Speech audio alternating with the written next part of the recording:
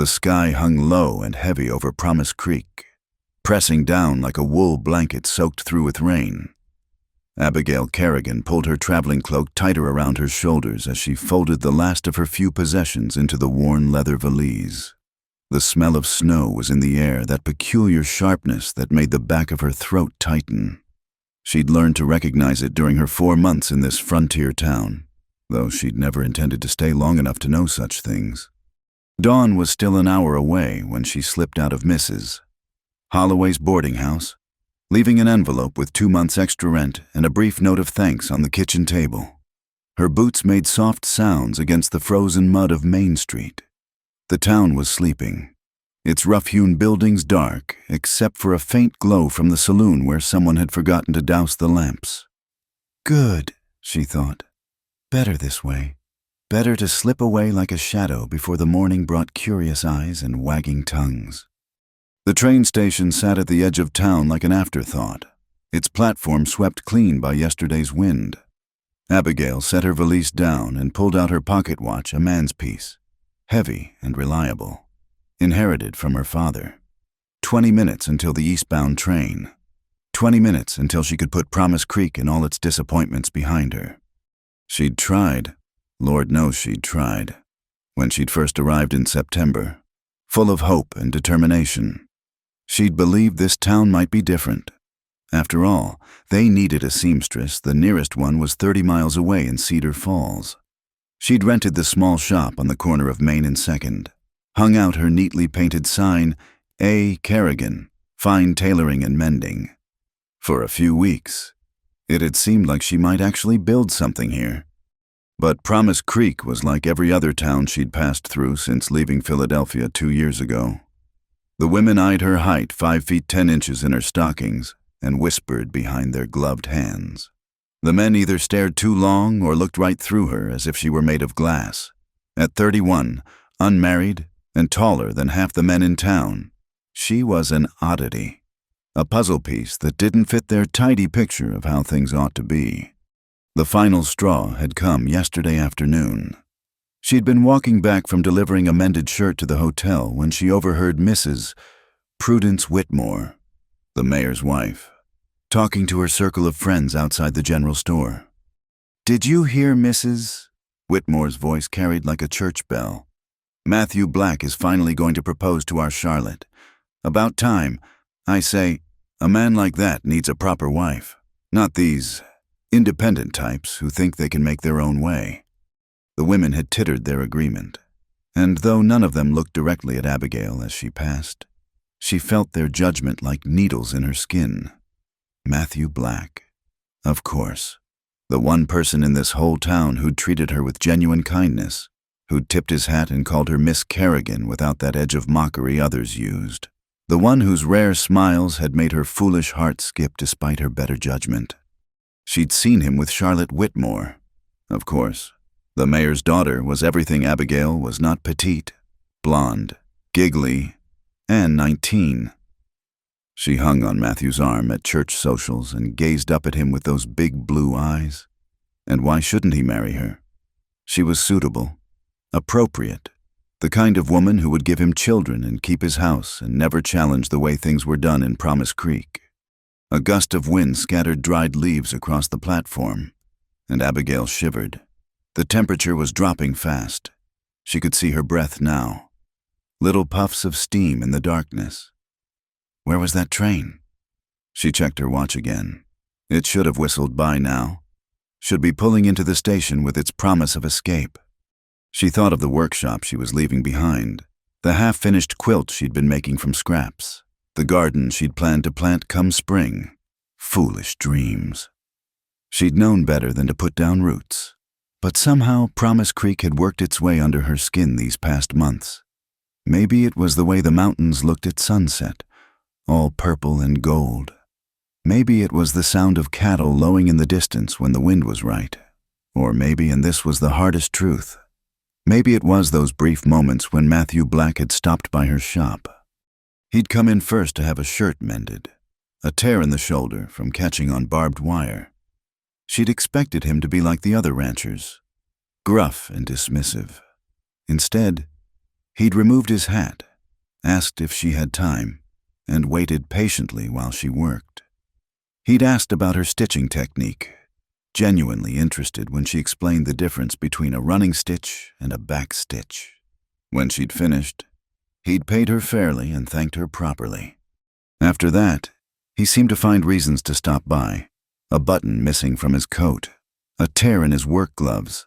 Once, memorably, he'd brought her a bolt of fabric he'd ordered from Denver by mistake, a beautiful blue wool that would make a fine winter dress.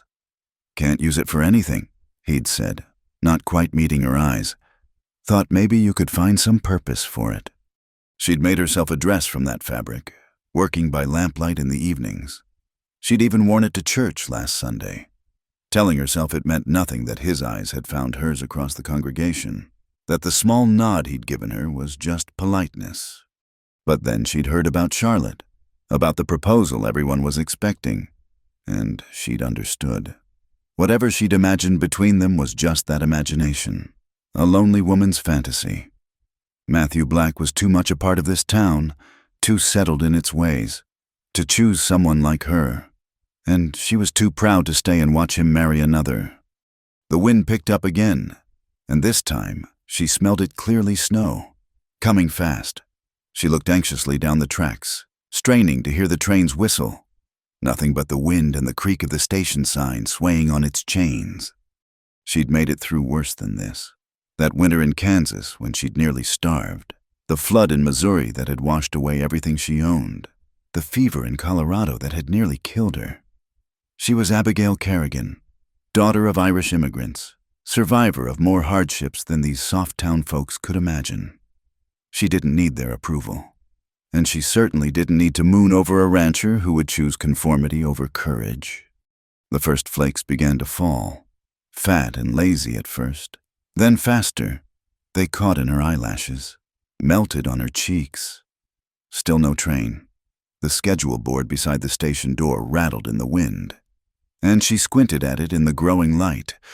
Her heart sank. There was a notice tacked to it, the paper already dampening with snow. Eastbound service suspended due to weather conditions. Next departure time to be determined. She stood there for a long moment, valise in hand, snow beginning to dust her shoulders.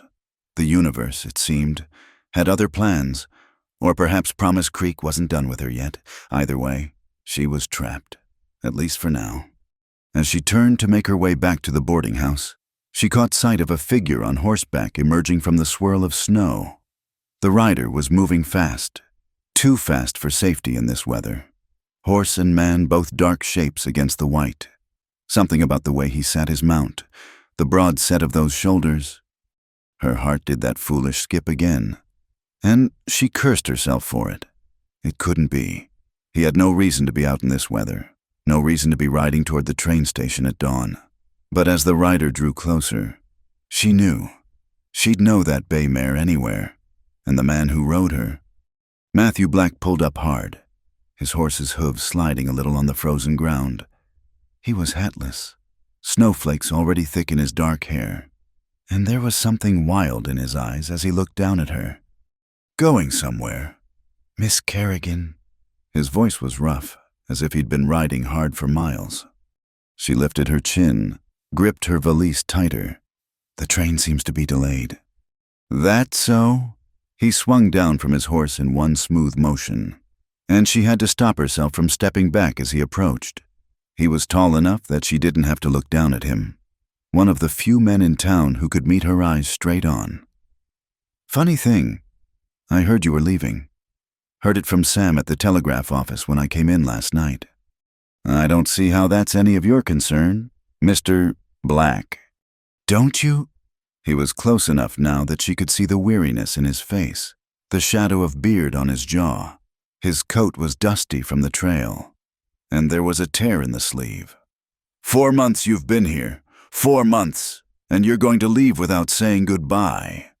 "I left a note for Mrs. Holloway. My rent is paid up. I've fulfilled all my obligations." "Have you?" The question hung between them like the snow, soft but insistent. "What about that dress you were making for Mrs. Palmer? What about the suits you promised to alter for the schoolmaster? Heat rose in her cheeks despite the cold. I finished Mrs. Palmer's dress yesterday. The schoolmaster can send his suits to Cedar Falls. I'm not indispensable. Mr. Black, this town managed before I came, and it will manage after I'm gone. And what about— He stopped himself, jaw clenching. Snow was gathering on his shoulders now, on the dark hair that fell over his collar. Never mind, it's not my place. No, she said quietly, it's not.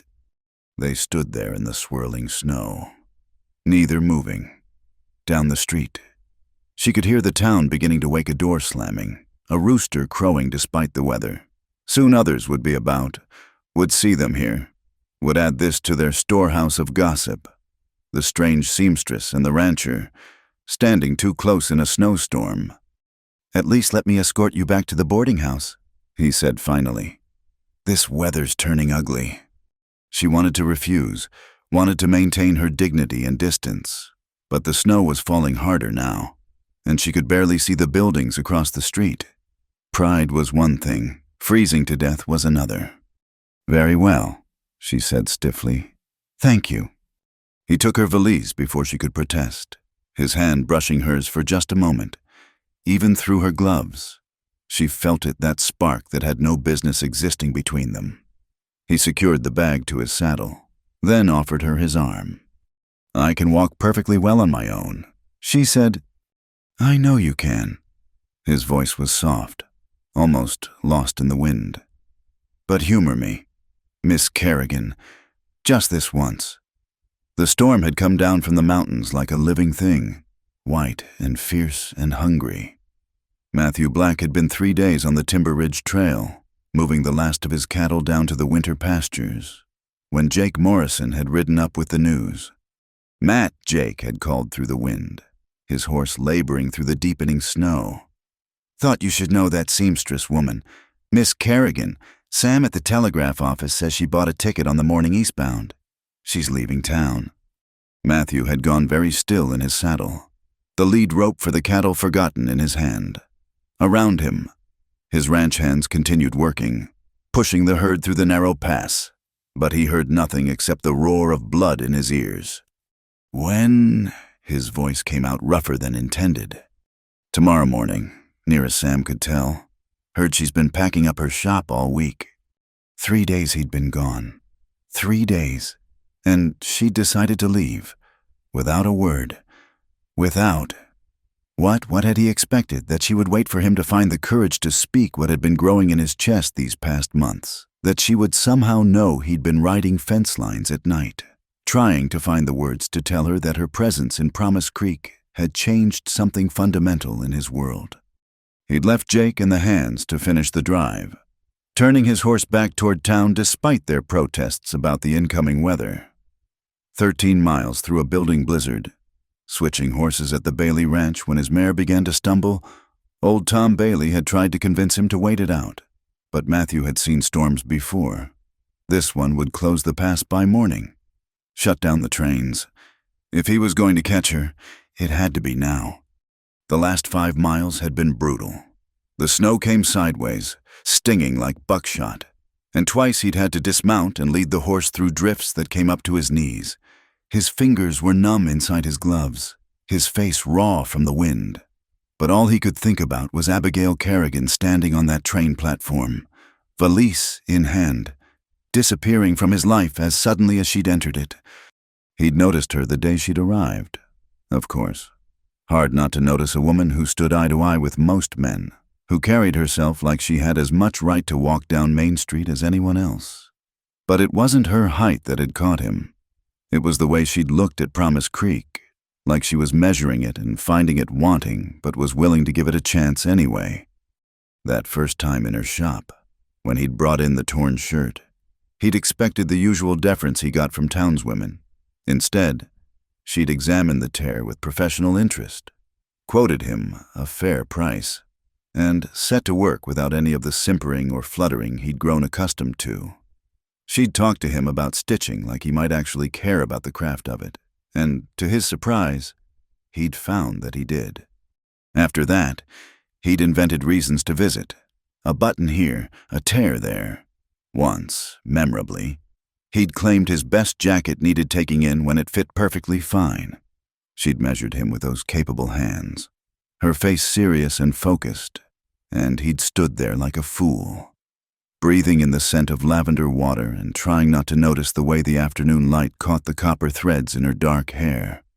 The fabric had been an impulse. He'd seen it in the mercantile in Denver when he'd gone to negotiate cattle prices, a bolt of blue wool, so fine it felt like water under his fingers. "For your wife?" the clerk had asked, and Matthew had said yes without thinking. It was only on the ride home that he'd admitted the truth to himself. He had no wife, but he knew exactly who would look magnificent in a dress made from that fabric. She'd accepted it with surprise, but no false protests, understanding it for what it was, a gift freely given. When she'd walked into church wearing the dress she'd made from it, he'd forgotten how to breathe. Every man in the congregation had noticed her, but she'd looked only at him, just for a moment, and in that look he'd seen possibility.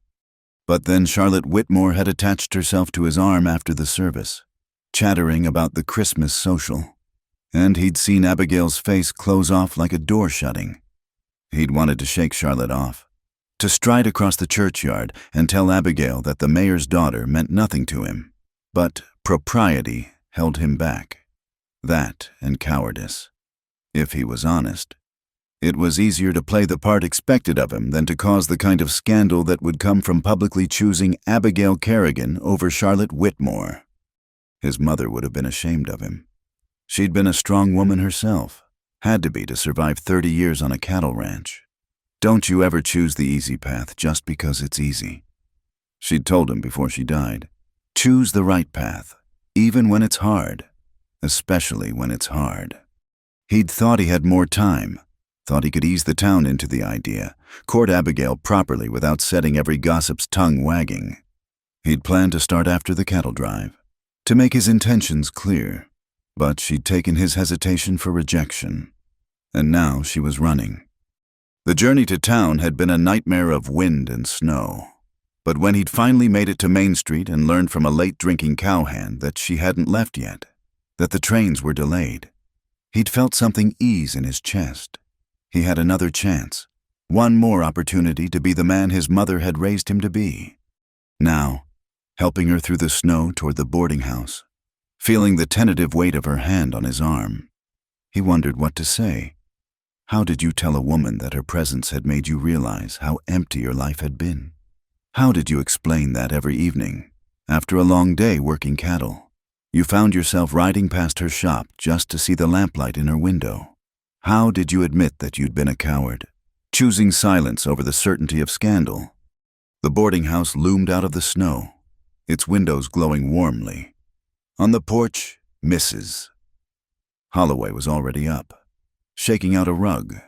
She stopped when she saw them, her eyebrows rising nearly to her hairline. "Miss Kerrigan, Lord have mercy. You're not trying to travel in this weather, and Mr. Black." Her sharp eyes took in everything: Abigail's traveling clothes, the valise attached to his saddle, the way they stood together. "Well, come in out of the cold before you both catch your deaths." "I should go," Matthew said quietly. "Just wanted to see Miss Kerrigan safely back." "Nonsense. Mrs." Holloway declared, "You'll come in for coffee at least. That's a long, cold ride back to your ranch, and this storm's just getting started." Abigail extracted her hand from his arm. "Thank you for your assistance. Mr. Black, I'm sure you're anxious to return home." He looked down at her, this woman who'd upended his orderly life just by existing. Snow clung to her eyelashes, and her cheeks were pink with cold, even bedraggled and obviously exhausted. She was the most beautiful thing he'd ever seen. "Actually," he said, making a decision that would set the whole town talking, "I think I'll take Mrs. Holloway up on that coffee, if you don't mind the company. Miss Kerrigan—" Something flickered in her eyes, surprise. Maybe, or hope quickly suppressed. "It's Mrs. Holloway's house. She may invite whomever she pleases." "Mrs." Holloway, bless her, was already heading inside. "I'll put the pot on, and maybe some of those biscuits from yesterday. You both look half frozen." The boarding house kitchen was warm and filled with the smell of baking bread. Matthew hadn't been inside before. Bachelor ranchers didn't typically visit respectable boarding houses, but it was clean and comfortable, with checkered curtains and a large oak table scarred from years of use. Abigail excused herself to change out of her traveling clothes, and Matthew found himself alone with Mrs. Holloway, who fixed him with a knowing look as she poured coffee. "That girl's been moping around here for weeks," she said without preamble. "Thought she was hiding it well, but I've got eyes. Something to do with you, I'd wager." Matthew wrapped his hands around the hot mug, feeling the warmth seep into his frozen fingers. "I've been a fool, Mrs. Holloway. Most men are, at one point or another." She set a plate of biscuits in front of him. "Question is, what are you planning to do about it?" Before he could answer, Abigail returned. She'd changed into a simple gray dress, her hair still damp around the edges from snow. She hesitated in the doorway when she saw them, like she might flee again given half a chance. "Sit, Mrs." Holloway commanded. "Coffee's hot." They sat across from each other at the big table, the silence broken only by the wind howling outside. Matthew searched for words, for some way to breach the wall she'd built around herself. "The cattle drive went well," he said finally. Idiot. 3 days of thinking what to say to her, and he talked about cattle. "I'm glad to hear it." Her voice was politely distant, the voice she used with customers. "Lost a calf to a mountain cat, but saved another from a creek. Current was strong with the snowmelt." She looked up at that. "Were you hurt?" There was genuine concern in her voice, and it gave him hope. "Nothing serious, just a few scrapes." Mrs. Holloway bustled about, muttering about needing to check something upstairs, leaving them alone. The kitchen suddenly felt very quiet. "Why were you leaving?" The question came out more abruptly than he'd intended. Abigail's fingers tightened on her coffee mug. "I think you know why. Because of what people say, because they gossip. Because I don't belong here." She met his eyes squarely. "I've tried, Mr. Black, I've tried to fit in, to be what they expect, but I'm not made for it. I'm too tall, too independent, too different, and I'm tired of pretending otherwise." "What if I don't want you to pretend?" The words hung between them. Abigail went very still. "Don't," her voice was barely above a whisper. "Please don't say things you don't mean." "I rode 13 miles through a blizzard to stop you from leaving. Do you think I'd do that for something I didn't mean?" She stood abruptly, the chair scraping against the floor. "You're engaged to Charlotte Whitmore. The whole town knows it." "The whole town is wrong." He stood too, facing her across the table. "I've never proposed to Charlotte. Never courted her. Never wanted to." "But she wants what she wants. That doesn't mean she'll get it." He moved around the table, stopping just close enough that he could see the pulse beating at her throat. "I should have made things clear weeks ago. Should have told Charlotte, told everyone, but I was trying to find the right way, the way that wouldn't hurt you." "Hurt me?" She laughed, but there was no humor in it. "Mr. Black, I've been hurt by professionals. I've been run out of towns, had my shop windows broken, been called names you wouldn't repeat in polite company. Do you really think the disapproval of Promise Creek could hurt me? Then why were you leaving?" She turned away, but he caught her arm gently, turning her back. "Why, Abigail?" It was the first time he'd used her given name, and he saw the impact of it in her eyes. "Because I was starting to hope," she admitted. "And hope is dangerous for someone like me." The snow had turned Main Street into a river of white, muffling the usual morning sounds of Promise Creek. Abigail stood at the boarding house window, watching Matthew's figure disappear into the swirling storm. He'd left after their conversation in the kitchen, taking her valise to store in Mrs. Holloway's shed. A temporary arrangement until the weather cleared and decisions could be made. Because I was starting to hope. The words echoed in her mind, mortifying in their honesty. She'd shown him too much, let him see past the careful walls she'd built. And what had he done? He'd looked at her with those dark eyes, squeezed her hand once, gently, and said he needed to tend to his horse before the storm worsened. "Mrs." Holloway appeared at her elbow with fresh coffee. "That man rode all night through a blizzard for you." "To return me safely to the boarding house," Abigail corrected. "Nothing more." The older woman snorted. "I've lived in this town 40 years. Girl, I've seen Matthew Black grow from a solemn boy to a more solemn man. Never seen him chase after anyone or anything that wasn't his cattle or his land. Until now." Abigail turned from the window. "It doesn't matter, even if his feelings were engaged, which they're not, this town would never accept it. I won't be the scandal that ruins his good name. Shaw, his name can stand a little scandalizing. Might do him good." "Mrs." Holloway studied her shrewdly. "You planning to hide up here all day?" "The shop needs closing properly. I should pack the remaining inventory. In this weather, you'll catch your death." "But Mrs." Holloway was already fetching Abigail's heavy cloak. "At least take the back way. Less wind." The walk to her shop was treacherous. Snow already knee-deep in some drifts. But Abigail needed the work, needed to busy her hands while her mind raced. The conversation with Matthew had unsettled everything she thought she knew. He wasn't engaged to Charlotte. He'd ridden through a dangerous storm to find her. He'd used her given name with such tenderness it made her chest ache. But men had been tender before, in other towns, until the weight of public opinion grew too heavy. She'd learned not to trust tenderness. The shop was cold, the fire long dead. She didn't bother relighting it. What was the point instead? She began the methodical work of packing, spools of thread nested in tissue paper, needles carefully counted and wrapped, the good scissors her father had given her, still sharp after all these years. She was reaching for a bolt of calico when the door burst open, bringing a gust of snow and Charlotte Whitmore. The mayor's daughter was dressed in fur-trimmed velvet, inappropriate for the weather but perfectly calculated to impress.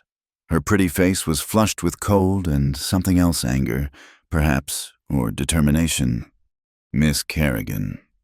Charlotte's voice could have frosted windows. "I heard you were leaving town. The trains are delayed." Abigail kept her voice neutral, continuing to pack. "May I help you with something?" "Yes, actually."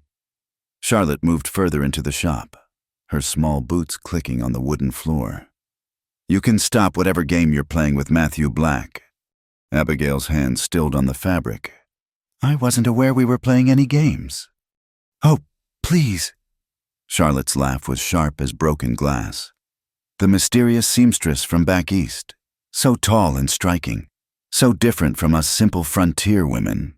Did you think he wouldn't see through it?" "See through what, exactly?" Your independence." Charlotte made the word sound like something shameful.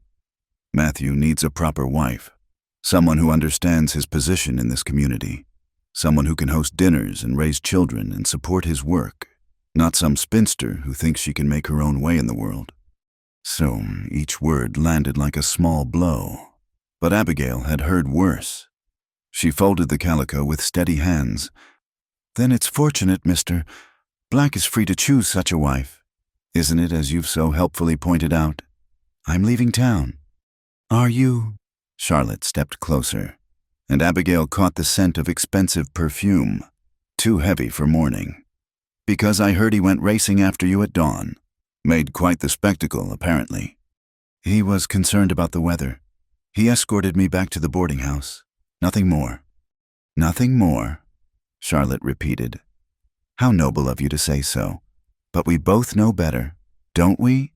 Her blue eyes glittered.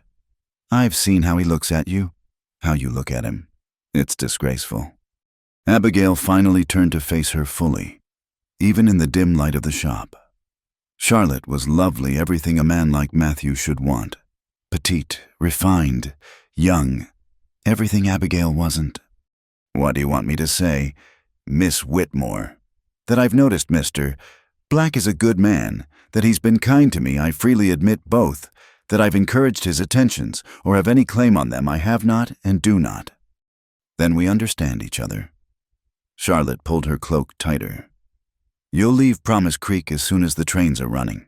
You'll close this shop and never come back, and Matthew will remember where his duties lie. His duties?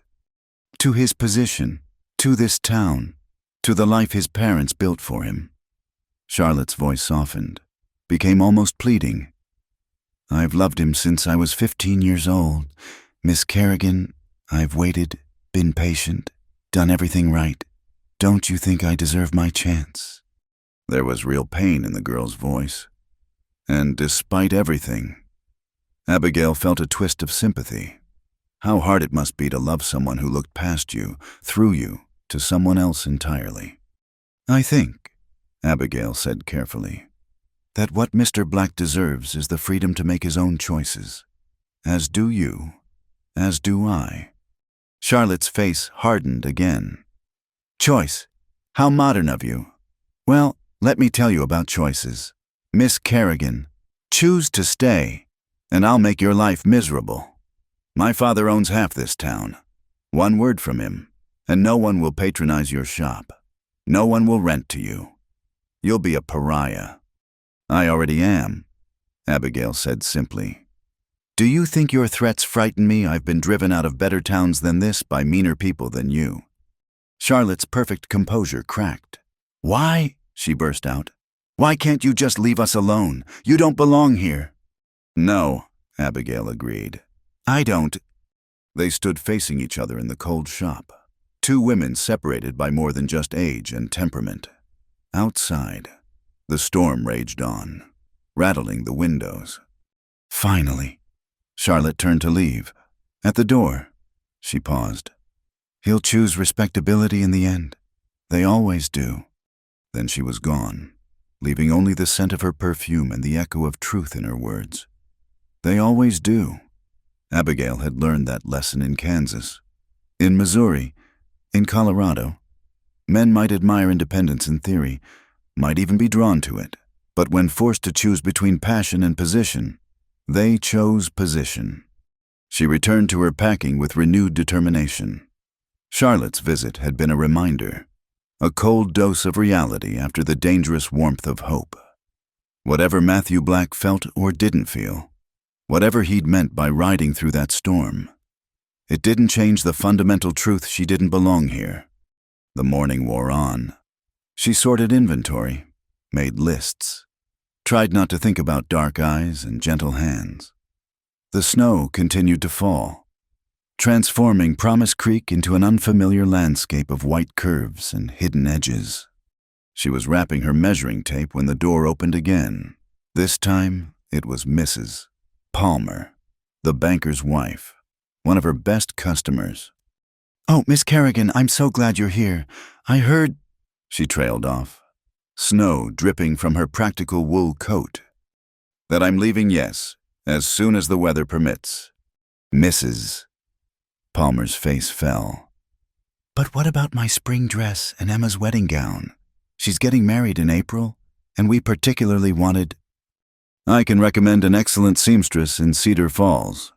30 miles away, Mrs. Palmer moved into the shop, her usual reserve cracking. Miss Kerrigan, please, I know this town hasn't always been welcoming, but some of us appreciate what you've brought here. Quality work, fair prices, and... She hesitated. And dignity. You've shown our daughters that a woman can make her own way with dignity. Abigail's throat tightened. In 4 months, this was the first time anyone had suggested her presence might be valuable beyond her needle skills. That's kind of you to say, Mrs. Palmer. It's not kindness, it's truth. The older woman twisted her gloves. My Emma, she's talked of nothing but your shop since you arrived. How you run your own business, keep your own books, answer to no one. She says it gives her hope that marriage isn't the only path. There are many paths, Abigail said carefully. But some are harder than others, and some towns make them harder still. Yes, Mrs. Palmer met her eyes. Yes, they do.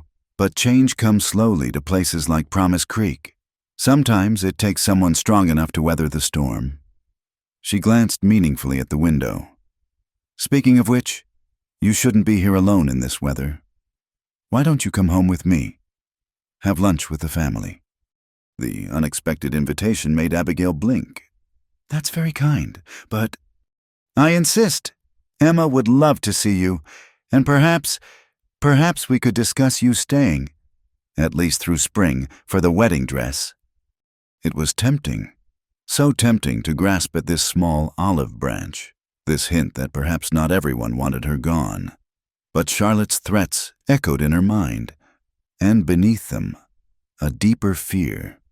What if she stayed and Matthew chose respectability after all? What if she had to watch him court another while she measured hems and stitched seams? I'll think about it, she said finally. The trains won't run for days in this weather anyway. Mrs. Palmer smiled, the expression transforming her usually stern face. Good, that's good. Now, about lunch. Abigail was forming a polite refusal when the door burst open for the third time that morning. But this time, it wasn't a visitor. It was Jake Morrison, Matthew's ranch hand, covered in snow and breathing hard. Miss Kerrigan, thank God you're here. There's been an accident at the ranch. Mr. Blackie went back out in the storm after leaving town. Something about a missing calf. His horse came back without him. The shop spun for a moment, the floor unsteady beneath Abigail's feet. How long ago? 2 hours, maybe more. We've got men searching, but the visibility's near nothing. Mrs. Holloway said you might, that is, Mr. Black mentioned you know some doctoring. She was already reaching for her medical supplies, hands steady despite the fear clawing at her chest. Her father had taught her field medicine, skills that had served her well in frontier towns. I'll need hot water, clean bandages, whiskey for sterilization. She rattled off, her mind shifting into the familiar rhythm of emergency. How far is the ranch? 3 miles north, but in this storm, we'll make it. She was already packing her supplies, adding extra blankets. Mrs. Palmer stepped forward. I'll help. My husband keeps the sleigh ready for weather like this. Jake, get the horses from our stable. Miss Kerrigan, what else do you need? As they organized the rescue, Abigail pushed down the terror threatening to overwhelm her. Matthew was out there somewhere, hurt or trapped or worse. The man who'd ridden through a blizzard for her was now lost in one, and she could not fail him. I just thought no one would notice. She'd planned to tell him if he asked again why she was leaving, but he had noticed. From the very beginning, he'd seen her. Now it was her turn to ride through a storm for him. The sleigh pitched and rolled through the snow like a boat in rough seas. Abigail gripped the medical bag with one hand and the seat rail with the other, her eyes straining to see through the white wall of the storm. Beside her, Jake Morrison hunched over the reins, urging the horses forward while Tom Bailey rode alongside, barely visible in the swirling snow. They'd found Matthew 20 minutes ago, half buried in a drift near Copper Creek, his leg twisted at an angle that made her stomach clench. He'd been conscious but confused, mumbling about a calf and repeating her name. The men had lifted him carefully into the sleigh, and now she knelt beside him in the back, trying to assess his injuries while the world bucked and swayed around them. How much further? She called to Jake. Half mile, maybe less. Matthew's eyes fluttered open, focused on her face with difficulty. Abigail. His voice was rough, uncertain. You came back. Hush, save your strength. She pressed her hand to his forehead, checking for fever. His skin was cold, too cold, but at least he was lucid now. The calf, he muttered. Stuck in the creek. Had to. "The calf is fine," Tom Bailey called back. "Found her safe in the barn an hour ago. You went chasing shadows. Boss." A ghost of a smile crossed Matthew's face. "Foolish. Storm was worse than I thought." Abigail tightened the blankets around him. Her hands gentle but efficient. His right leg was definitely broken. She could see that even through his boots and trousers. There was a gash on his forehead that had bled freely but seemed to have stopped. What worried her most was the cold.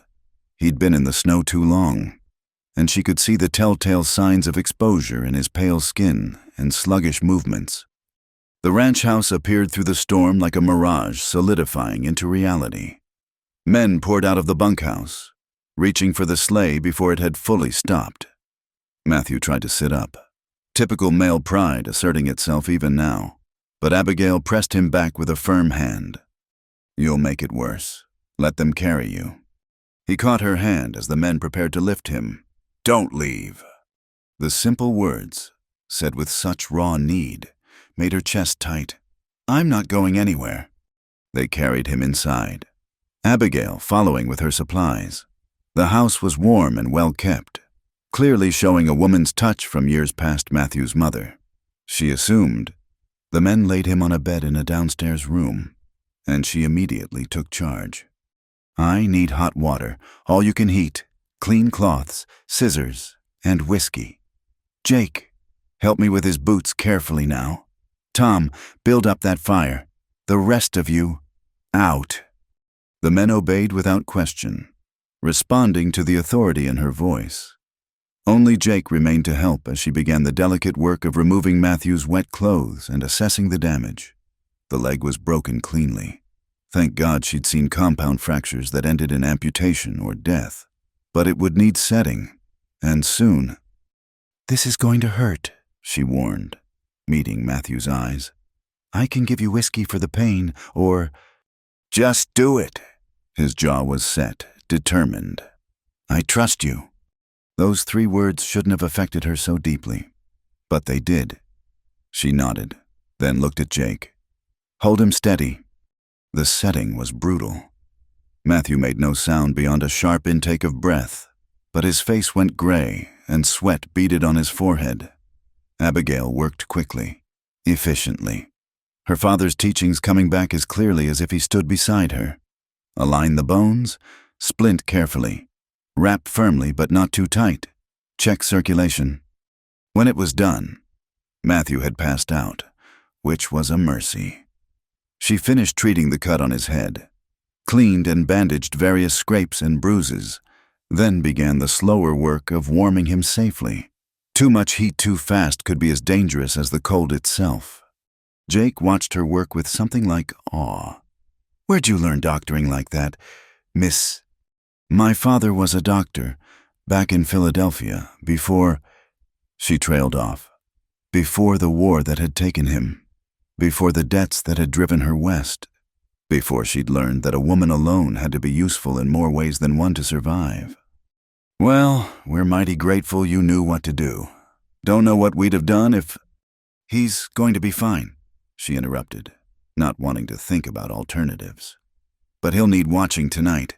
The cold went deep, and there's always risk of fever with injuries like this." "I'll sit with him," Jake offered. "No." The word came out more forcefully than intended. "That is, I'll stay. I need to monitor his breathing, check the splint, watch for complications. You should rest. Tomorrow will bring plenty of work with the storm damage." Jake exchanged glances with Tom Bailey, who'd returned to warm himself by the fire. Some silent communication passed between them, and Jake nodded. "I'll have someone bring supper from the bunkhouse. And Miss, thank you. He's a good man, the boss, best I've worked for." After they left, Abigail allowed herself a moment to simply breathe. The crisis had passed, but now came the long watch. She pulled a chair beside the bed, studying Matthew's face in the firelight. Even injured and unconscious, there was strength in his features, the kind that came from working the land, facing whatever nature threw at you and standing firm. She'd been prepared to leave him behind, had thought herself strong enough to walk away from whatever was growing between them. But seeing him lying in that snowdrift, hearing that he'd gone back out into the storm after leaving her. "Foolish man," she murmured, adjusting his blankets. "What were you thinking?" The hours passed slowly. She kept the fire burning, checked his temperature, watched his breathing. Around midnight, he began to stir, mumbling incoherently.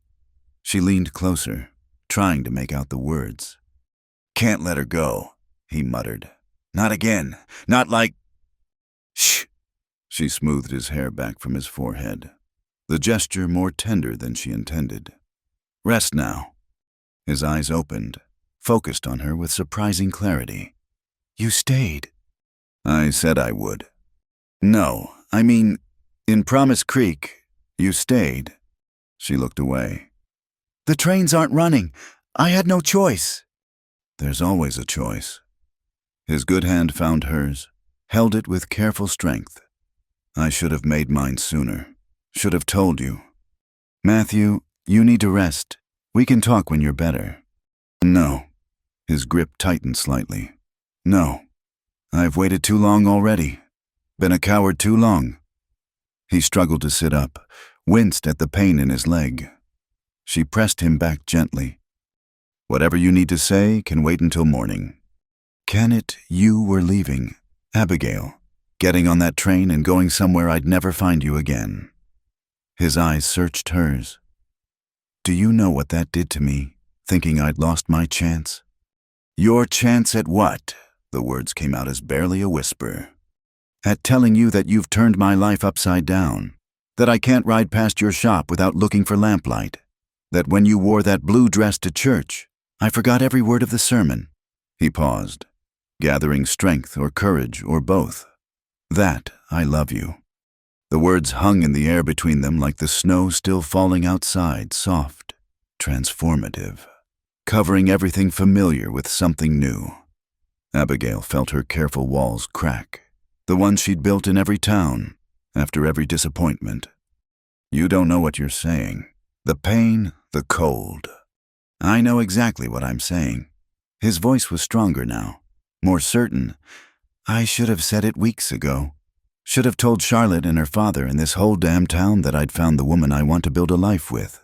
But I was trying to do things properly, trying not to cause you trouble. And instead, I nearly drove you away." "Matthew." She tried to pull her hand away, but he held on. "Tell me it's not too late. Tell me you haven't completely given up on this place. On me."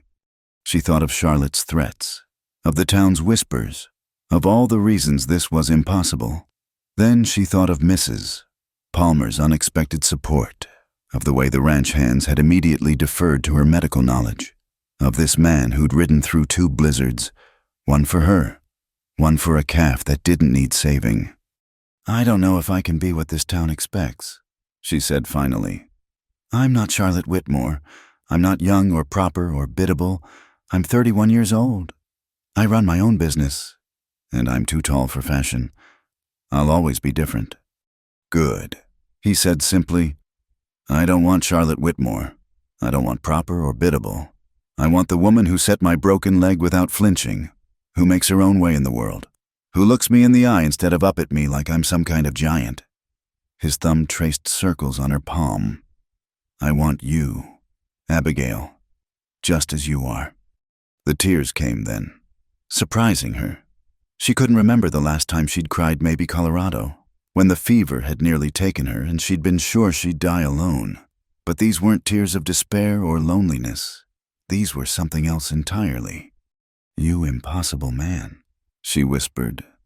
"What am I supposed to do with you?" "Stay," he said softly. "That's all. Stay and give us a chance. Give this town a chance to know the woman I know. Some of them might surprise you."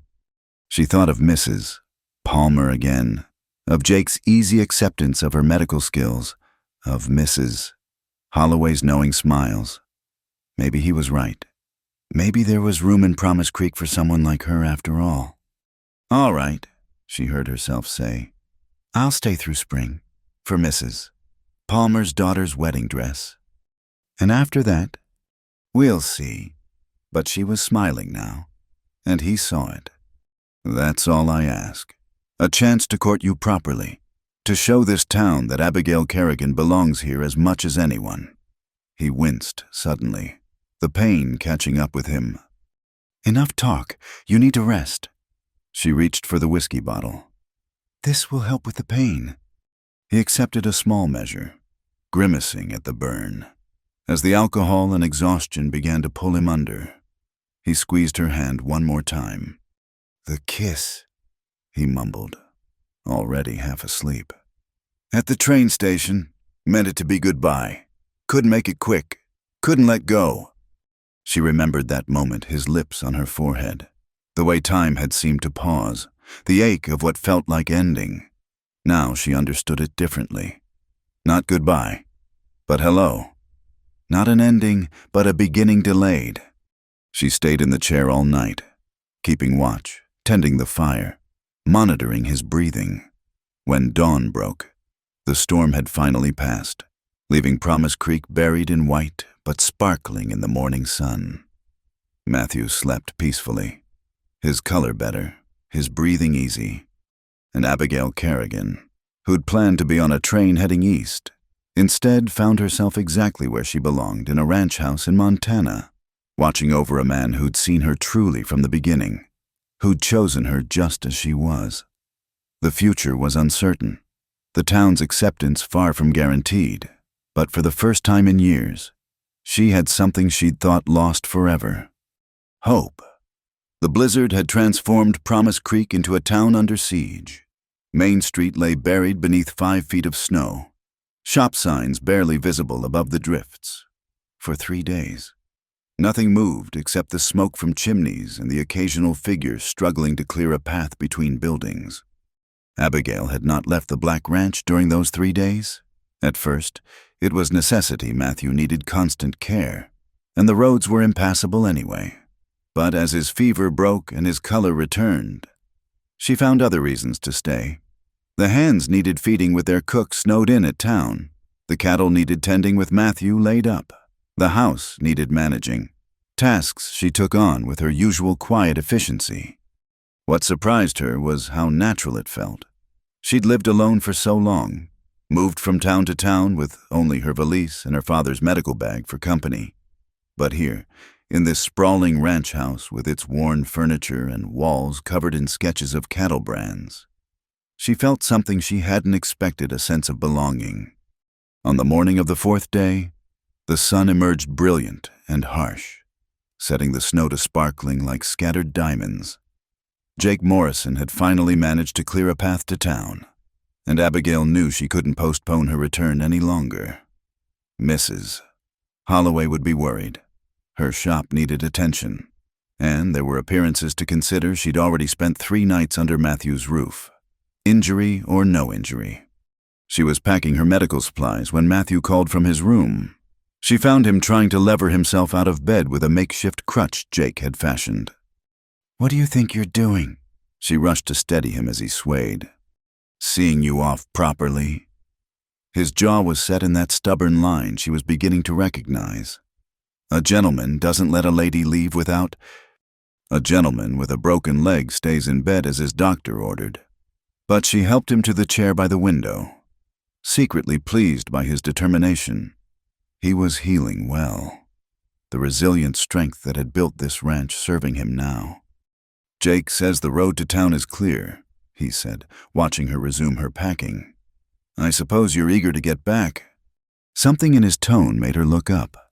For all his brave words that night, uncertainty shadowed his eyes now. Did he think her feelings had changed with the morning light? "My shop has been closed for 3 days. I have orders to fill, customers to reassure." She paused, then added softly, "But eager no." Relief flickered across his face before he schooled it back to neutrality. "Jake will drive you in the sleigh. And Abigail." He reached for her hand, held it carefully. "What we talked about, what I said, the fever didn't put those words in my mouth. I meant every one." "I know." She squeezed his hand gently. "Rest now. I'll be back tomorrow to check your splints. Just for doctoring. A smile tugged at her lips. We'll see. The ride back to town was like traveling through a fairy tale landscape. Everything transformed by snow into something pure and new. But as they reached Main Street, reality intruded. People were emerging from their homes, shoveling paths, calling to neighbors, and every single one stopped to stare as Jake helped her down from the Black Ranch sleigh. By the time she reached her shop, she could feel the weight of their speculation. 3 nights at the ranch, alone with Matthew Black, the seamstress who'd been leaving town suddenly back, arriving in his sleigh. She could practically hear the gossip spreading like wildfire. The shop was cold and felt abandoned despite her short absence. She built up the fire and was surveying the work left undone when the door chimed. Mrs. Holloway bustled in, eyes bright with curiosity and concern. There you are when that Morrison boy came saying you'd gone to help at the ranch? I didn't know what to think. Is Mr. Black recovering well? A broken leg and some cold exposure, but he'll heal completely. Thank the Lord, Mrs. Holloway studied her shrewdly. And you look different, girl. Tired, but something else. Abigail busied herself with straightening fabric bolts. I don't know what you mean. The older woman's tone suggested she knew exactly what had changed, but was wise enough not to push. Well, you should know the whole town's been talking, Charlotte Whitmore especially. Girl's been carrying on like a tragedy queen, telling anyone who'll listen that you've compromised yourself and ruined Matthew's reputation. Perhaps she's right. Abigail's hand stilled on the fabric. Perhaps I should have what, let him freeze to death rather than risk some pearl-clutching pa, Mrs.? Holloway's indignation was warming. You saved that man's life, and anyone who says different can answer to me. Besides, she added with a sly smile, I'm not the only one who thinks so. Before Abigail could ask what she meant, the door chimed again. Mrs. Palmer entered, followed by her daughter Emma and, surprisingly, 2 other women, Mrs. Green, the baker's wife, and young Mrs. Morrison, Jake's sister-in-law. Miss Kerrigan, Emma Palmer, rushed forward, her face bright with excitement. We heard you were back, and that you saved Mr. Black. How terribly brave. I did what anyone with medical knowledge would do, Abigail said carefully, uncertain of this delegation's purpose. But that's just it. Mrs. Green said, stepping forward. Not anyone could have done it. Jake told my husband how you set that bone clean as any doctor, how you knew just what to do for the cold exposure. We've been talking, Mrs. Palmer added. Those of us who appreciate what you bring to this town. We hope you might consider staying permanently. Abigail looked at the gathered women, searching for mockery or hidden motives. She found only earnest faces and something that might have been hope. Mrs. Whitmore has made it quite clear that my presence is unwelcome, she said finally. And she carries considerable influence. Prudence Whitmore isn't the only woman in this town with influence. Mrs. Palmer said firmly. My husband runs the bank. Mrs. Green's family owns the mill. Young Mrs. Morrison here is the new school teacher. We have voices too, and we're tired of letting Prudence speak for all of us. Besides, Emma added with the fearlessness of youth, everyone knows Mr. Black hasn't looked at Charlotte once since you came to town. Why, at the harvest dance, he spent the whole evening watching the door, and we all knew he was hoping you'd come. Emma, her mother chided, but gently. It's true, and now that he's declared himself, he told you. Abigail couldn't keep the surprise from her voice. The women exchanged glances. Mrs. Morrison spoke up, her voice gentle. Jake told my husband that Mr. Black was quite vocal during his fever. Apparently, your name featured prominently. Heat rose in Abigail's cheeks. I see. The point is, Mrs. Palmer steered the conversation back. You have supporters in this town. More than you might think. And we'd like to show it, Mrs. Green has proposed a quilting bee next week, and we'd be honored if you'd join us. Your needlework is the finest we've seen. A quilting bee. Such a simple thing. But Abigail understood the significance. It was an invitation into the social fabric of the town, a public declaration of acceptance. I'd be pleased to attend, she managed, her throat tight. The women beamed, and Emma clapped her hands. Oh, wonderful. And you must tell us all about Philadelphia. Is it true the ladies there wear bustles as wide as doorways?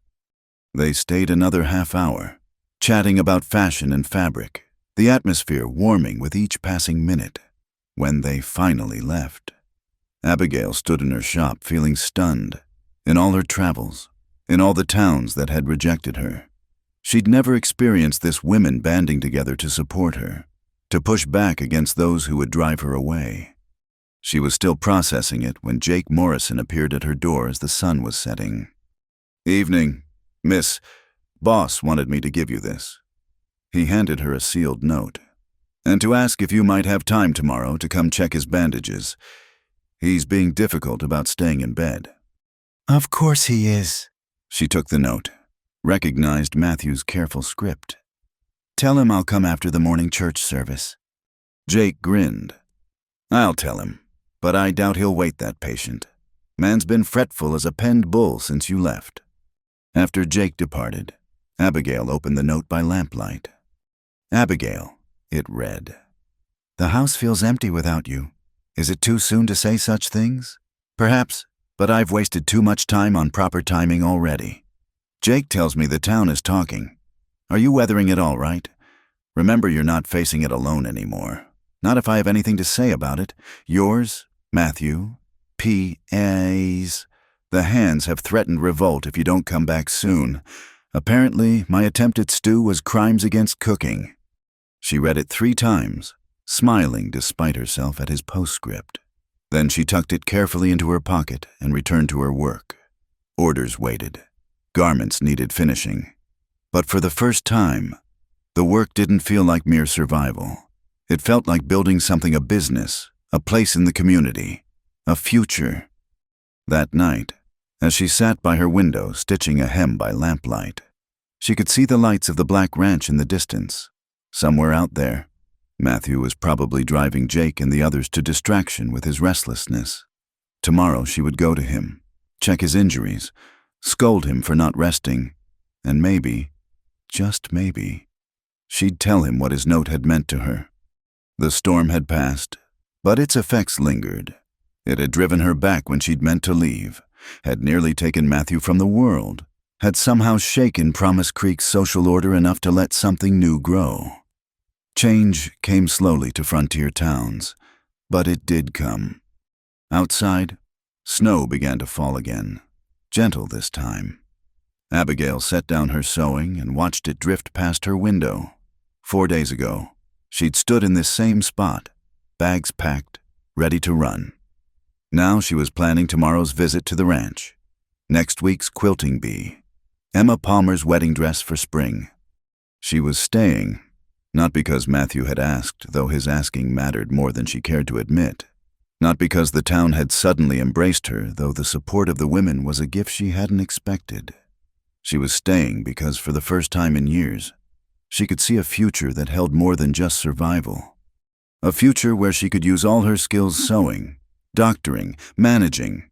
A future where her height and independence might be assets rather than liabilities. A future with a stubborn rancher who saw her truly and wanted her anyway. It wouldn't be easy. Charlotte Whitmore wouldn't give up easily, and there would be others who'd never accept her. But as Abigail returned to her sewing, humming softly in the lamplight, she realized something that would have seemed impossible just days ago. She was ready to fight for her place here, ready to prove that Promise Creek had room for more than one kind of woman, more than one kind of love story. The blizzard had shut down the town, yes, but in doing so, it had broken open possibilities that might never have existed in calm weather. Sometimes, Abigail reflected, it took a storm to clear the air. Tomorrow she would return to the ranch. Tomorrow she would begin courting Matthew Black as surely as he was courting her scandal be damned. Tomorrow she would start becoming not just Promise Creek's seamstress, but part of its future. Tonight, though, she would finish Mrs. Palmer's dress and dream of spring. The quilting bee was in full swing at Mrs. Palmer's house. 12 women gathered around the large frame in the parlor, their needles flashing in the afternoon light. Abigail sat between Emma Palmer and Mrs. Morrison, her fingers working steadily on the wedding ring pattern they'd chosen for Emma's trousseau. "That's beautiful work, Miss Kerrigan," Mrs. Green observed, leaning over to examine Abigail's tiny, even stitches. "Where did you learn such fine needlework?" "My mother taught me, back in Philadelphia." Abigail kept her eyes on her work, still somewhat overwhelmed by the warmth of her reception. She used to say that proper stitching was like building a life one careful step at a time, each one supporting the next. Wise woman. "Mrs." Morrison murmured. "Speaking of building lives, how is Mr. Black's recovery progressing?" A flutter of knowing glances circled the quilting frame. Abigail had been visiting the ranch every other day for 2 weeks now, ostensibly to check Matthew's healing leg. The whole town knew better, of course. Jake Morrison had been positively chatty about the way his boss's mood improved dramatically whenever the tall seamstress appeared. "He's healing well," Abigail said carefully. "Though he's a difficult patient, insists on trying to work despite doctor's orders." Emma giggled. "That sounds like Mr. Black. Remember when he broke his arm 5 years ago? Mama, he was back on a horse within the week." "Stubborn as a mule. That man," Mrs. Palmer agreed, "needs a firm hand to manage him." Before Abigail could respond, the parlor door burst open. Charlotte Whitmore stood there, cheeks flushed with cold and something else, anger, perhaps, or desperation. She wore an elaborate day dress more suited to Denver than Promise Creek, her blonde curls artfully arranged despite the wind outside. The room fell silent, needles pausing mid-stitch. "I wasn't aware you were hosting a gathering, Mrs. Palmer," Charlotte said, her voice carrying that particular edge of wounded dignity. "It seems my invitation was mislaid." "Mrs." Palmer set down her needle with deliberate calm. "This is a working bee. Charlotte, not a social call. I understood you didn't care for such domestic pursuits." Charlotte's gaze found Abigail, and her pretty features hardened. "I see, And yet you've welcomed someone who's been, shall we say, living quite irregularly. 3 nights at the Black Ranch, unchaperoned. What kind of example does that set for the younger ladies?" "The example," Mrs. Morrison said quietly, "of a woman who risked her own safety to save a man's life. I'd hope any of our daughters would show such courage." "Courage," Charlotte laughed, the sound sharp as breaking glass. "Is that what we're calling it now?" Abigail set down her needlework and stood, her height allowing her to look down at Charlotte. She'd faced this before, in other towns, with other women who saw her as a threat. But this time was different. This time, she wasn't alone. "Miss Whitmore," she said, her voice steady. "if you have something to say to me, please say it directly." Charlotte's chin lifted. "Very well. You've bewitched him somehow, made him forget his obligations, his position in this community. Matthew was perfectly content before you came to town with your independent airs and mannish height." "Content?" Abigail couldn't help the slight smile that curved her lips. "Is that what you want in a husband? Miss Whitmore? Contentment? It's better than scandal, better than being the talk of the town, the subject of gossip and speculation." Charlotte's composure was cracking now, her voice rising. "Do you know what people are saying? That Matthew Black has lost his mind over a spinster seamstress who doctors like a man and speaks her mind like no proper woman should?" "Charlotte," Mrs. Palmer's voice carried a warning. "That's quite enough." But Charlotte wasn't finished. He was mine. Everyone knew it. I waited for him. Turned down other offers. Planned my whole life around becoming Mrs. Matthew Black. And then you swept into town and ruined everything. The room was utterly still now. Even the younger women frozen by the raw emotion in Charlotte's voice. Abigail felt an unexpected wave of sympathy for the girl. How terrible to plan your life around someone who'd never truly seen you. He was never yours, she said gently. You can't lose what you never had. Charlotte's face crumpled for just a moment before hardening again. We'll see about that. My father has influence. One word from him and your little shop will fail. No one will patronize a woman of questionable morals. That's where you're wrong. The voice came from the doorway, and everyone turned to see Matthew Black standing there, leaning heavily on a crutch but upright, determined. Jake Morrison hovered behind him, looking harassed. I tried to stop him, Miss Kerrigan, Jake said apologetically. But he heard Miss Charlotte's carriage and nothing would do but he had to come. Matthew moved into the room, his progress slow but steady. His eyes found Abigail first, a quick assessment as if assuring himself she was well, before turning to Charlotte. Your father can try to influence whoever he likes, he said, his voice calm but carrying steel underneath. But I'll personally ensure Miss Kerrigan's shop thrives, as will, I suspect, every woman in this room. A murmur of agreement rippled through the gathering. Mrs. Palmer stood, moving to stand beside Abigail. Mrs. Morrison did the same, then Mrs. Green, then Emma and the others, until Charlotte faced a wall of women, united in their support. Furthermore, Matthew continued, making his painful way to Abigail's side. I'll thank you not to speak ill of the woman who saved my life, who worked tirelessly for 3 days to ensure I didn't lose my leg or worse, who showed more courage and skill than any doctor within 50 miles. Matthew? Charlotte's voice had gone small, pleading. You don't understand. She's not suitable. She's not you, Matthew finished quietly. No, she's not, and I thank God for it every day. The words fell like stones into still water, ripples of shock spreading through the room. Charlotte went white, then red, then white again. Her mouth opened and closed several times before she finally found her voice.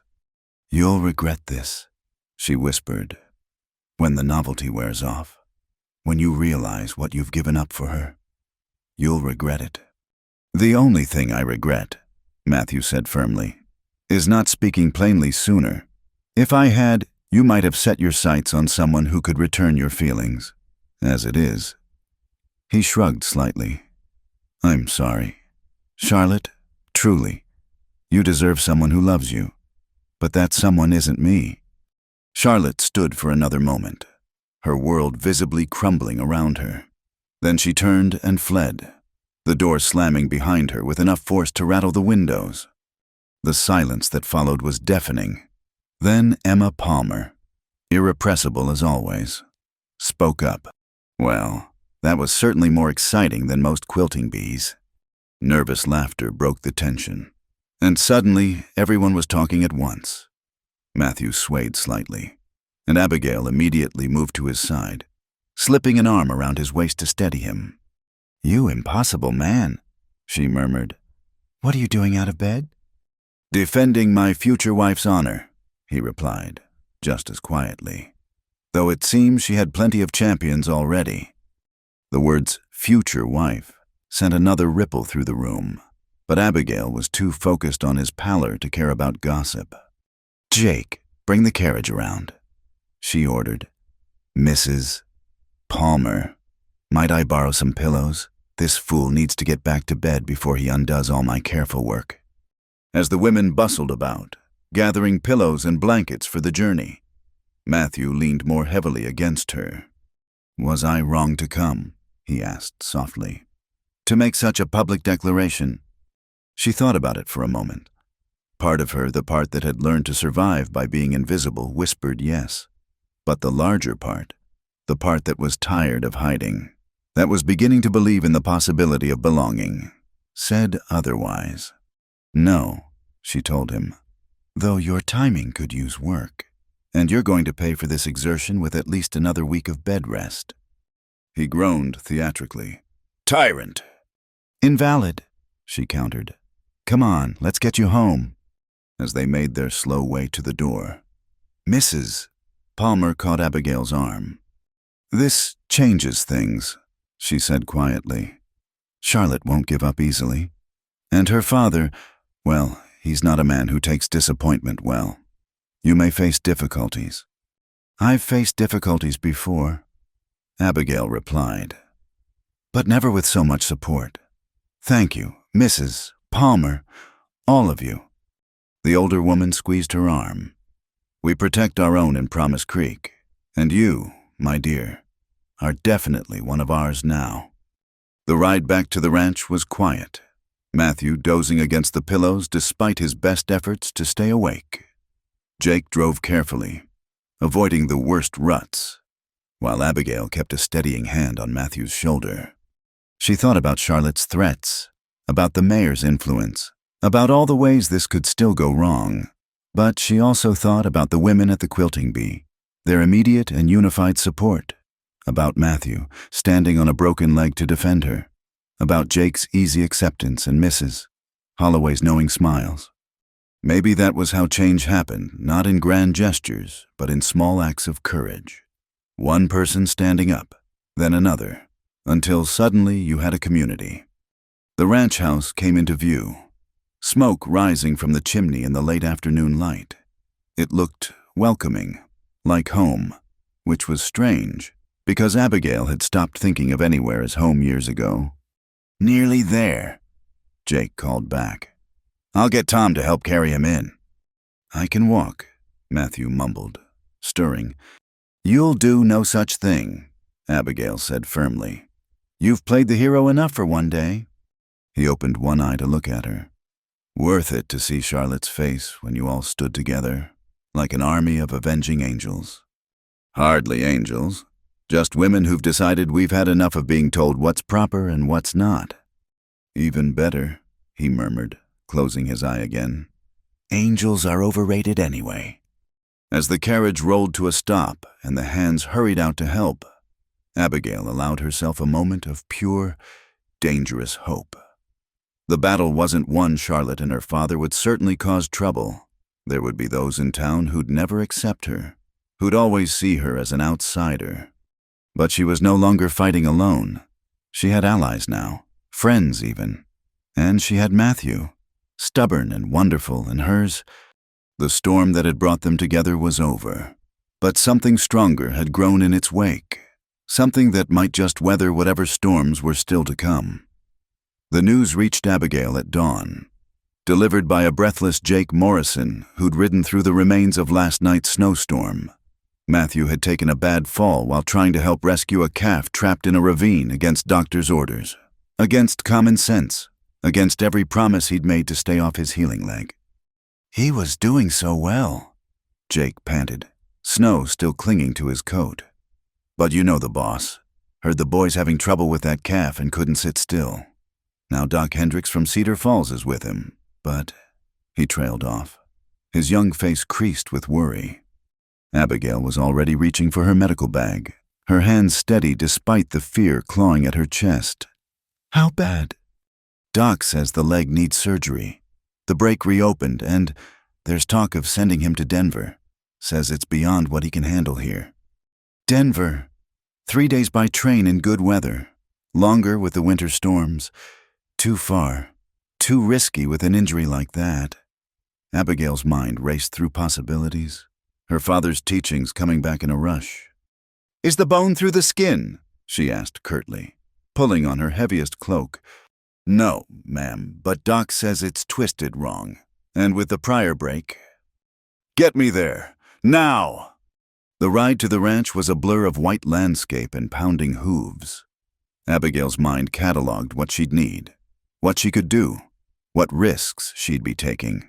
She'd assisted her father with similar procedures, but always as an assistant, never as the primary surgeon, and never on someone who mattered so much. The ranch house was in chaos when they arrived. Doc Hendricks, a thin, nervous man in his 60s, met her at the door, his face grave. "Miss Kerrigan, I'm glad you're here, though I'm not sure what you can do. The leg needs surgery, and I haven't the skill for such complex work. We need to get him to Denver." "Show me," she interrupted, already pushing past him. Matthew lay on the dining table, which had been cleared and covered with clean sheets. His face was gray with pain, sweat beading on his forehead despite the cold. His leg was splinted, but even through the wrappings, she could see the unnatural angle. "Abigail." His voice was rough, forced through gritted teeth.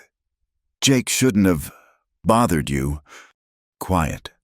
She was already examining the leg, her fingers gentle but sure.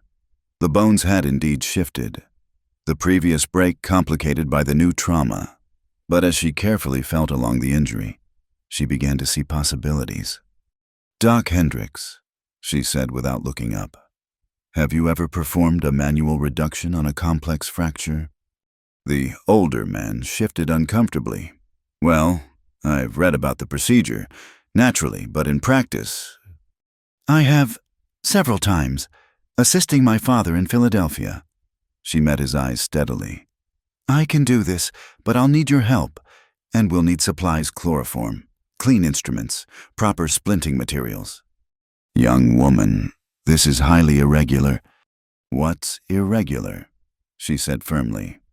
"Is letting a man risk death or amputation because we're too concerned with propriety to act. Now, will you help me or not?" Matthew's hand found hers, squeezed weakly. "Abigail, if something goes wrong..." "Nothing will go wrong." She squeezed back, then looked around the room at the gathered ranch hands. "I need hot water, all the clean cloths you can find, and someone needs to ride to my shop for my surgical kit. It's in the back room, black leather case." Tom Bailey was already heading for the door. "I'll go." "Wait," Doc Hendricks said, and everyone froze. Then the old doctor sighed, seeming to age another decade. "I'll help. God knows I've seen enough botched surgeries from trying to transport patients too far. What do you need me to do?" Relief flooded through her, but Abigail kept her voice steady. "Administer the chloroform, monitor his breathing, and pray. Doctor, pray I remember everything my father taught me." The next hour was the longest of her life, with Matthew unconscious from the chloroform. She and Doc Hendricks worked to manually manipulate the bones back into proper alignment. It was delicate, exhausting work, requiring strength and precision in equal measure. Her father's voice echoed in her memory. "Feel for the edges, Abigail. Bones want to heal sometimes. We just need to remind them how." The ranch hands waited in tense silence, some pacing, others praying. Jake had his hat crushed between his hands, wringing it like a washcloth. Even the usually stoic Tom Bailey looked shaken.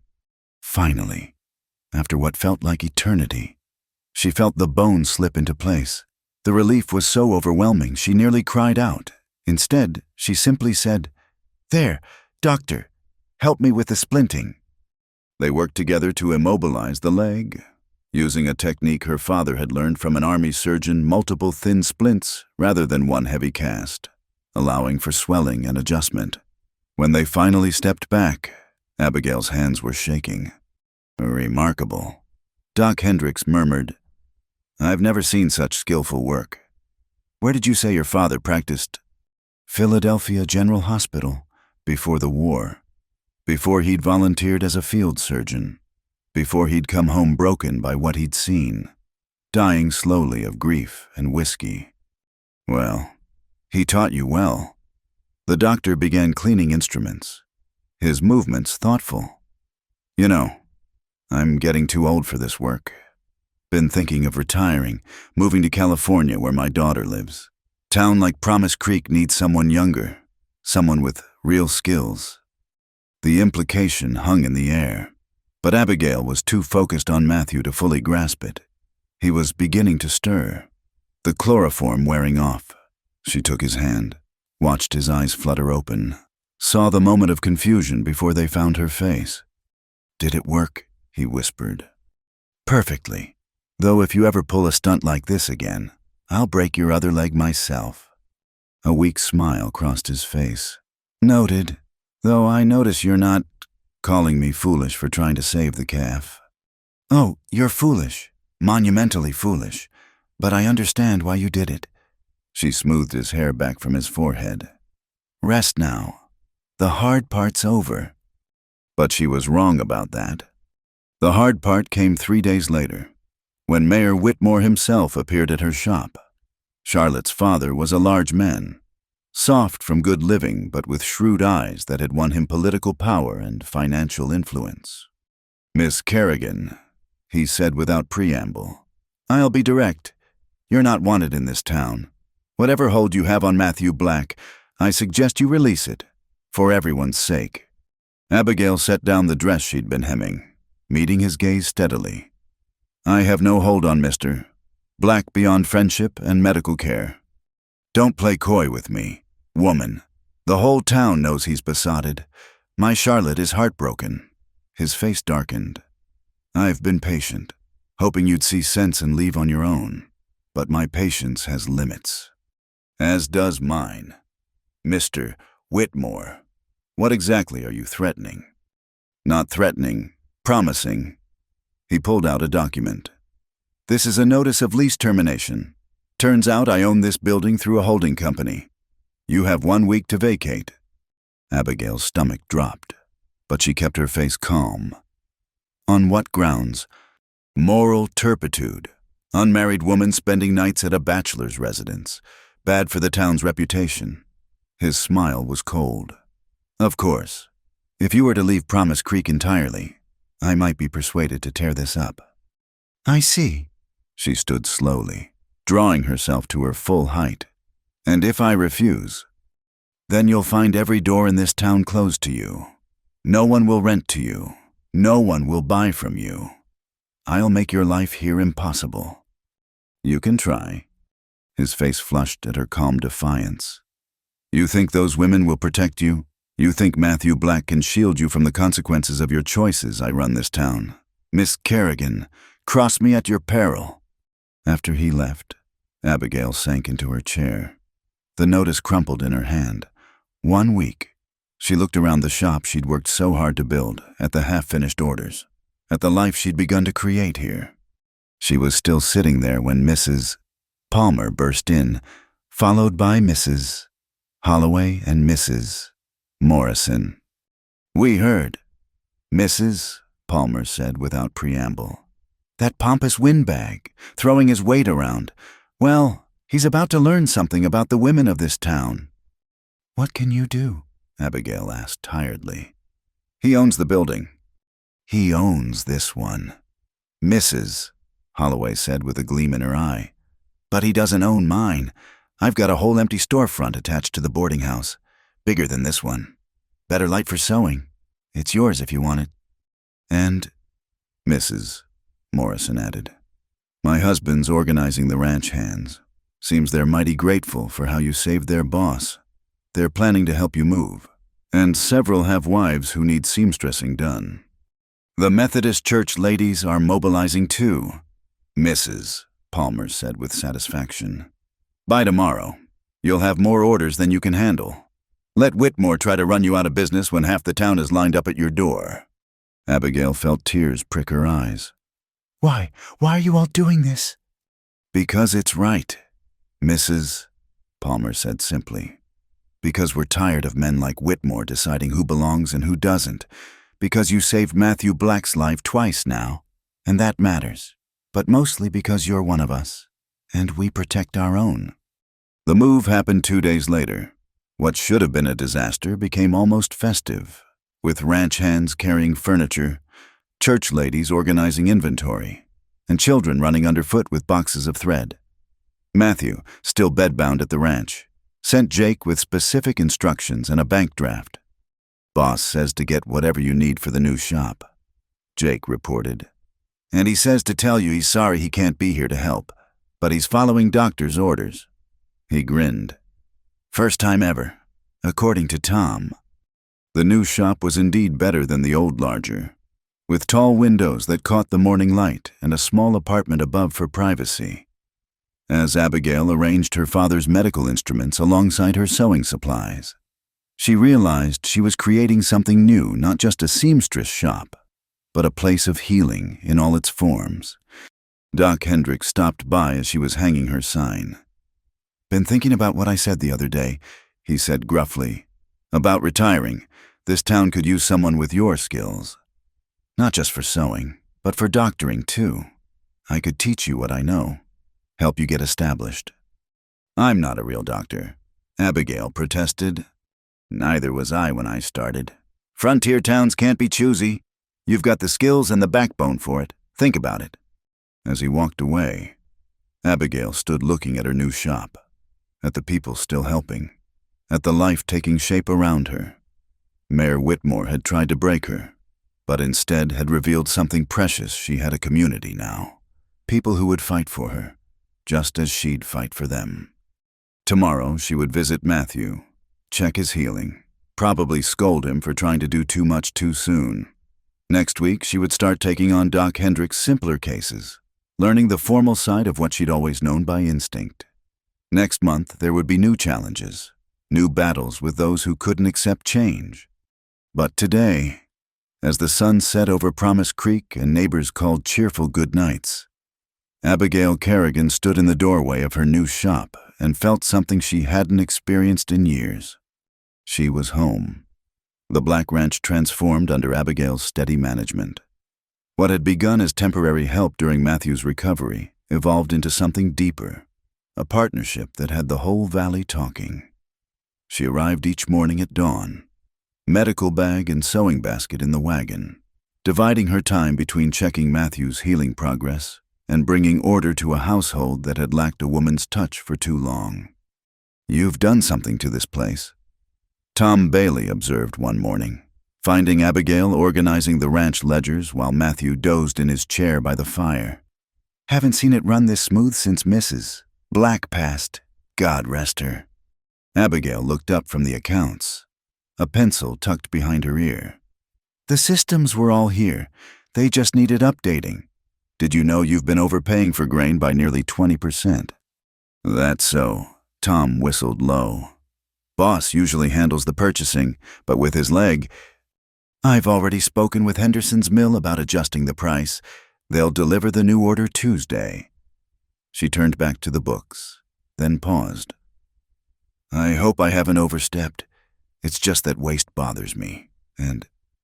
"Overstepped," Tom laughed. "Miss Kerrigan, this ranch hasn't run half so well in years. The hands are eating better, the stock's healthier, and even that ornery milk cow has started producing again. Far as we're concerned, you can overstep all you like." From his chair, Matthew stirred. "Stop flirting with my woman, Tom." "Your woman," Abigail's eyebrow arched, though her lips twitched with suppressed humor. "I don't recall agreeing to that designation. Mr. Black." "Details," Matthew said, his eyes still closed, but a smile playing at his mouth. "Tom, don't you have cattle to tend?" The foreman left chuckling, and Abigail moved to check Matthew's splints. 6 weeks since the second break, and it was healing well, though slower than either of them liked. His color was good, the muscle tone improving daily thanks to the exercises she'd insisted upon. "How's the pain?" she asked, her fingers gentle as she tested the circulation in his foot. "Manageable. Better when you're here." Flatterer, but she smiled as she said it. These quiet mornings had become precious to her, the crackle of the fire, the distant sounds of ranch work, the easy companionship that had grown between them. "I mean it," he said, catching her hand. "This place feels alive again with you here. The men respect you. Hell, half of them are terrified of disappointing you, which is more than I ever managed. They're good men. They just needed someone to notice their efforts." She squeezed his hand, then returned to her work. "Jake's wife had her baby last night, a girl. I promised to visit this afternoon." "You delivered it?" "Assisted. Doc Hendricks did most of the work. But he's been teaching me. She paused, suddenly uncertain. Does it bother you that I'm learning doctoring formally? Matthew's eyes opened fully, studying her face. Why would it bother me? It's not exactly feminine. Most men prefer their women to stick to gentler pursuits. Most men are fools. He shifted in his chair, wincing slightly. Abigail, I've watched you save lives with those hands. Set bones, stitch wounds, bring babies safely into the world. Why would I want you to be less than you are? The words settled over her like a warm blanket. Still, she had to ask. And when people talk, when they say you're courting a woman who acts like a man, let them talk. They'll say I'm the luckiest rancher in Montana, and they'll be right. She bent to kiss his forehead, a gesture that had become natural between them. Rest. I need to finish these accounts before the grain delivery. But as she turned away, he caught her hand again. Abigail, we need to talk about something. The serious tone made her stomach tighten. What is it? Whitmore's not done. Jake heard talk in town he's planning something. Something to do with the spring cattle drive. She sank into the chair beside him. What kind of something? He's been talking to the other ranchers, trying to organize a boycott. Says he won't let his bank process any payments from ranches that do business with me. Matthew's jaw tightened. He's trying to force them to choose work with me and lose banking services, or cut me out of the combined drive. The spring cattle drive was crucial. Ranchers banded together to move their herds to market, sharing costs and protection. Being excluded would mean massive losses, maybe enough to break the ranch. All this because Charlotte didn't get her way? Abigail felt anger rise in her throat. All this because I chose you. Matthew met her eyes steadily. I need you to understand something. If it comes to it, if I lose the ranch, I still won't regret it. You're worth more than land and cattle. Don't be melodramatic, she said briskly, though his words made her heart race. We're not losing anything. When is this meeting where they'll decide? Tonight, at the town hall. Then we'd better get you presentable. You're going.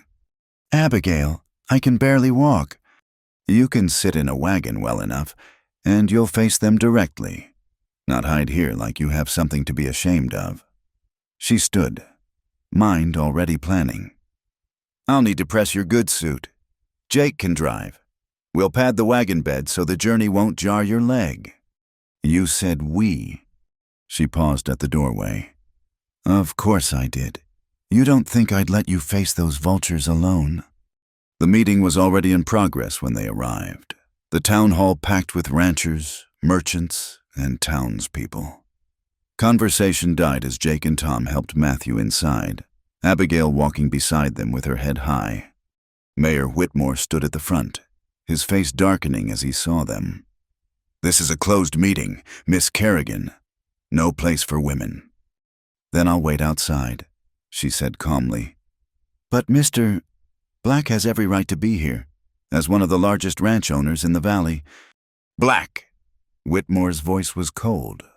I'm surprised you'd show your face after bringing such scandal to our community. Matthew, leaning on his crutch but standing straight, met the mayor's glare. The only scandal I see is a man using his position to pursue a personal vendetta. But please, continue. I'm curious to hear how you'll explain destroying legitimate businesses over your daughter's disappointment. Whitmore's face flushed. This isn't about Charlotte. It's about maintaining the moral standards of our community. You've been living in sin with that woman. Careful. Matthew's voice was soft but dangerous. Choose your next words very carefully. Whitmore. I'll speak the truth.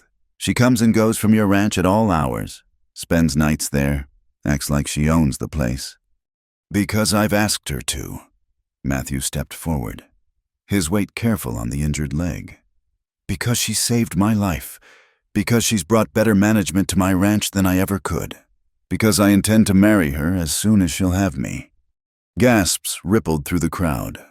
Abigail, standing by the door, felt her cheeks heat but kept her expression calm. You see, Whitmore addressed the crowd. He admits it. This is what comes of tolerating improper women. They bewitch decent men, destroy families. The only thing destroyed here is your pride. The voice came from the back of the room. Mrs. Palmer pushed through the crowd, followed by a phalanx of women, the quilting bee ladies, ranch wives, shopkeepers' daughters. And we've heard enough. This is a business meeting, Whitmore spluttered. Women have no place. Women have no place, Mrs. Palmer's voice could have etched glass. Women who buy goods from these merchants, who handle household accounts, who influence where our families do business. She looked around the room. Gentlemen, I suggest you think very carefully before aligning yourselves with Mayor Whitmore's boycott. Mrs. Morrison stepped forward. My husband banks with Whitmore. I should say. We'll be moving our accounts tomorrow. As will we, Mrs. Green added. In fact, I believe you'll find many of us making that choice. The assembled men shifted uncomfortably. A ranch might be run by men, but everyone knew who truly controlled the household finances. Doc Hendricks stood up. And I'll add this Miss Kerrigan has been assisting me these past weeks. She's shown more medical knowledge and skill than I've seen in 30 years of practice. This town is lucky to have her. Here, here, called Tom Bailey. Woman saved our boss twice. We stand with Black. Other voices joined in ranch hands. Shopkeepers. Even some of the ranchers Whitmore had been counting on. The tide was turning, and everyone could feel it. Whitmore's face had gone from red to purple. You'll regret this, all of you, when your businesses fail, when your reputations are ruined. The only reputation ruined here is yours. Matthew's voice cut through the noise. You tried to use your position for personal revenge. You threatened legitimate businesses. You attempted to destroy livelihoods because your daughter couldn't accept rejection. Who's the real scandal here? Whitmore. The mayor looked around the room, seeing his support evaporate. Even some of his cronies were edging away, not wanting to be associated with what was clearly becoming a losing battle. Finally, Whitmore grabbed his coat. This isn't over. Black, you and that woman will regret crossing me. He stormed out, slamming the door behind him. Silence followed. Then Henderson from the mill spoke up. Well, that's settled then. Spring drive goes on as planned. Black, you in? Matthew nodded, leaning more heavily on his crutch now that the confrontation was over. We're in. The meeting broke up into smaller groups, ranchers discussing logistics, women chattering about the dramatic scene. Abigail made her way to Matthew's side, slipping her arm around his waist to support him. That was quite a public declaration, she murmured. Too public. He looked down at her, suddenly uncertain. I didn't mean to pressure you. I just couldn't stand him talking about you that way. Matthew? She waited until he met her eyes. You declared your intentions in front of the entire town. You faced down the mayor for me. You risked your ranch, your reputation, everything. She smiled. Did you really think I'd say no after that? Hope dawned in his face. Are you saying yes? I'm saying you need to get back to the ranch before you collapse. That leg needs rest. She began guiding him toward the door.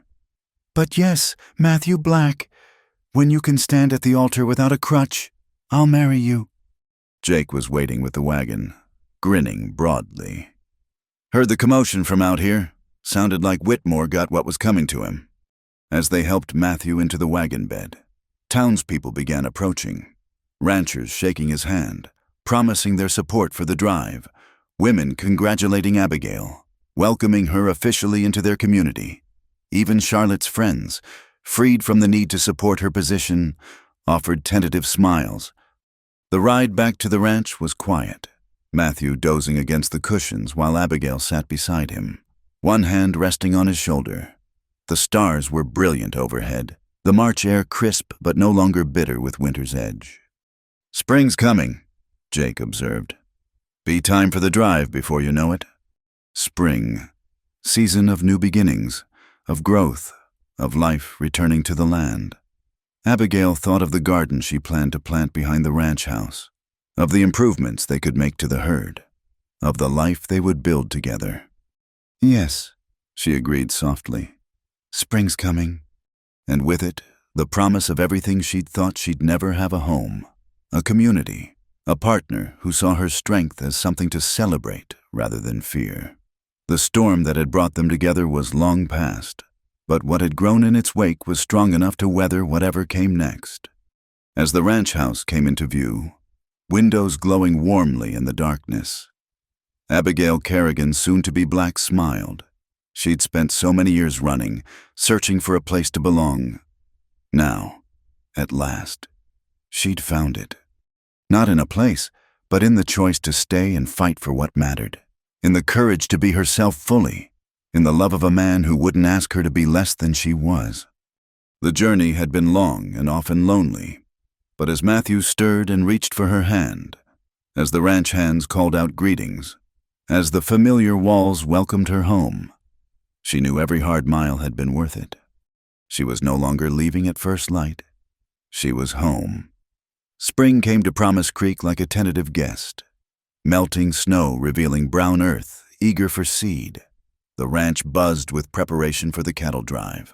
But all activity ceased the morning they found Matthew collapsed by the corral, his face gray with pain, the barely healed leg twisted beneath him. Fool Man tried to mount a horse. Tom Bailey told Abigail as they carried him inside. Said he needed to check the herd himself. The leg just gave out. Abigail's hands were steady as she examined the damage, but her heart raced. The bone hadn't broken again, a mercy, but the ligaments were torn, the healing undone. She worked in grim silence, wrapping the injury, administering laudanum for the pain. Say it, Matthew groaned when they were alone. Tell me I'm an idiot. You're worse than an idiot, she said quietly, not trusting her voice. You're selfish. He blinked at the unexpected harshness. Selfish. Yes. She turned away, busying herself with medical supplies to hide the tears threatening to fall. Do you think you're the only one with something at stake here? Do you think I want to watch you destroy yourself trying to prove you're still the man you were before? Abigail. No. She spun to face him, and now the tears did fall. I've rebuilt my life here, found friends, purpose, a future. All of it centered on you, on this ranch, on the promise of what we could build together. And you're throwing it away because you're too proud to admit you need help. He reached for her, but she stepped back. I need to check on Mrs. Morrison's baby. Jake will sit with you. She left before he could respond, before her resolve could weaken. The ride to town was a blur, her mind replaying every warning sign she'd ignored. His restlessness, his frustration with the slow healing, his attempts to do too much too soon. She'd thought love would be enough to make him see sense. She'd been wrong. Mrs. Morrison's baby was thriving, a healthy girl with her mother's eyes and her father's stubborn chin. Abigail went through the motions of the examination, offering advice on feeding and care, but her mind kept drifting to Matthew. Something's troubling you, Mrs. Morrison observed as Abigail packed her supplies. It's nothing. It's Mr. Black, isn't it? At Abigail's startled look, the younger woman smiled sadly. News travels fast. Jake rode through earlier, looking for Doc Hendricks. Said the boss had taken a bad fall. He tried to ride before he was ready. The words came out bitter. Months of careful healing, undone in a moment of pride. Mrs. Morrison settled the baby in her cradle, then poured 2 cups of tea. My father was the same way. Broke his arm in a mill accident. Went back to work too soon. Broke it again. Mama was beside herself. What did she do? Let him fail. Mrs. Morrison's smile was wry. Stopped hovering, stopped arguing, stopped trying to protect him from himself. Just stepped back and let him face the consequences. Hardest thing she ever did. She said, and he learned. Took losing partial use of that arm. But he learned. Sometimes men need to hit bottom before they'll accept help. She studied Abigail over her teacup. Question is, can you step back and let him fall? The question haunted Abigail as she made her rounds through town. 3 more patients, a child with croup, an elderly man with arthritis, a pregnant woman needing reassurance. She gave each her full attention, but Matthew's face kept intruding. The gray pallor of pain, the shame in his eyes when she'd called him selfish. It was late afternoon when she finally returned to the ranch. Jake met her at the door. His expression worried. He's been asking for you.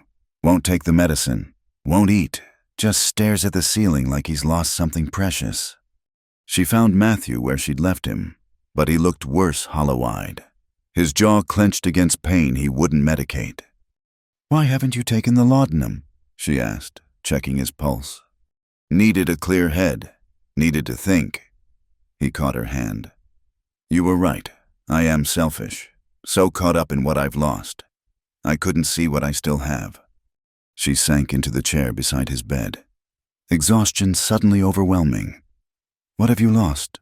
"Matthew, your mobility is temporary. Your ranch is thriving. You have people who care about you." "I lost my identity." The words came out raw.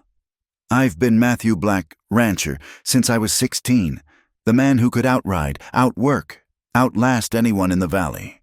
Without that," he turned his face away. "Without that, I don't know who I am." "I do." She leaned forward, forcing him to meet her eyes. "You're the man who taught Jake to read when everyone said he was too slow, who gave Tom Bailey a job when drink had cost him everything else, who sees the potential in people, not just their limitations. That's not. You're the man who looked at me and saw more than a too-tall spinster, who made me believe I could belong somewhere again." Her voice broke slightly. "Don't you understand I didn't fall in love with your ability to ride a horse? I fell in love with your heart." He was quiet for a long moment. Then, "I'm scared, Abigail. Scared that if I can't work the ranch, can't provide, can't be the man I was, you'll realize you've made a mistake." "The only mistake," she said firmly, "is thinking you have to face this alone. We're partners. Remember in everything." Partners. He tested the word. Even when one partner is a stubborn fool who won't listen to medical advice. Especially then. She smoothed his hair back, felt the fever starting. "Though that partner is going to take his medicine now and rest. Or his other partner will tie him to the bed." A ghost of his old smile appeared. "Promise." "Matthew Black, you're impossible." But she was smiling too as she measured out the laudanum. The next weeks were the hardest yet, true to Mrs. Morrison's advice. Abigail stepped back. She treated his injuries, ensured he took his medicine, but stopped hovering. When he grew restless, she didn't argue. When he struggled with simple tasks, she didn't rush to help unless asked. It nearly broke her, watching him fail, watching him try to stand too soon and fall, watching his frustration mount as his body refused to cooperate. But slowly, painfully, he began to change. The first sign was when he asked Jake to bring the account books to his bed. "If I can't work the land, I can at least work the numbers," he said gruffly. Then he had Tom set up a chair by the window where he could observe the ranch operations and offer guidance. He began teaching some of the younger hands about cattle breeding, passing on knowledge instead of hoarding it. Most surprisingly, he asked Abigail to show him her medical texts. "If I'm going to be laid up, might as well learn something useful." He said, "Maybe understand what you're doing when you're poking at my leg." She found him one evening squinting at her father's anatomy book by lamplight, tracing the illustrations of bones and muscles with one finger. "This is what you did." He looked up at her with something like awe, felt where the bone was misaligned and moved it back into place without being able to see inside. "It's not as mysterious as it seems. The body wants to heal sometimes, we just have to guide it." "Like a ranch," he mused. "Land wants to be productive. Sometimes we just have to work with it instead of against it." "Exactly." She sat beside him, pointing out the major muscle groups. "See how they're all connected. Damage one part, the whole system has to compensate." They spent hours like that, heads bent over medical texts, Matthew asking questions that challenged her own understanding. He had a natural grasp of how systems work together, not surprising for someone who'd spent his life managing complex ranch operations. Spring deepened toward summer. Matthew's leg healed slowly but properly this time. He learned to use a cane, to accept help when needed, to find new ways of contributing. The cattle drive went well under Tom's leadership, with Matthew providing strategic guidance from the ranch. One evening, as they sat on the porch watching the sunset paint the mountains gold, Matthew cleared his throat. "I've been thinking about what Doc Hendricks said, about retiring." Abigail looked at him in surprise. "Oh." "Town needs a doctor. You've proven that 10 times over, but you need proper credentials. Formal training to go with what you already know." He pulled out an envelope. "This came today, from the Women's Medical College in Philadelphia." She took it with trembling hands. Inside was an acceptance letter for their accelerated program for experienced practitioners. "Matthew, how did you—" Doc Hendricks wrote to them, explained your experience, your skills. They're willing to take you on for a year of formal training. You'd graduate with full credentials. "A year in Philadelphia." The words felt heavy. "Matthew, I can't leave you. Leave the ranch." "You're not leaving." He took her hands. "We're going. Together." "What?" "Tom can manage the ranch. Has been doing it anyway while I've been laid up. Jake's ready for more responsibility, and He smiled, the expression transforming his weathered face. "I figure I can learn something in a city. Maybe take some courses myself. Learn the business side better, since the physical side is beyond me now." "You'd leave Montana for me." "Abigail, you saved my life. 3 times. You gave up your independence to nurse a broken rancher who was too stubborn to see what a gift he'd been given." He raised her hands to his lips. "A year in Philadelphia is the least I can do." She was crying now, not bothering to hide it. "When did you become so wise?" "When I finally stopped trying to be who I was and started becoming who I am." He pulled her close. "What do you say, want to scandalize Philadelphia with a frontier wedding before we go?" "Yes." She laughed through her tears. "Yes, to all of it."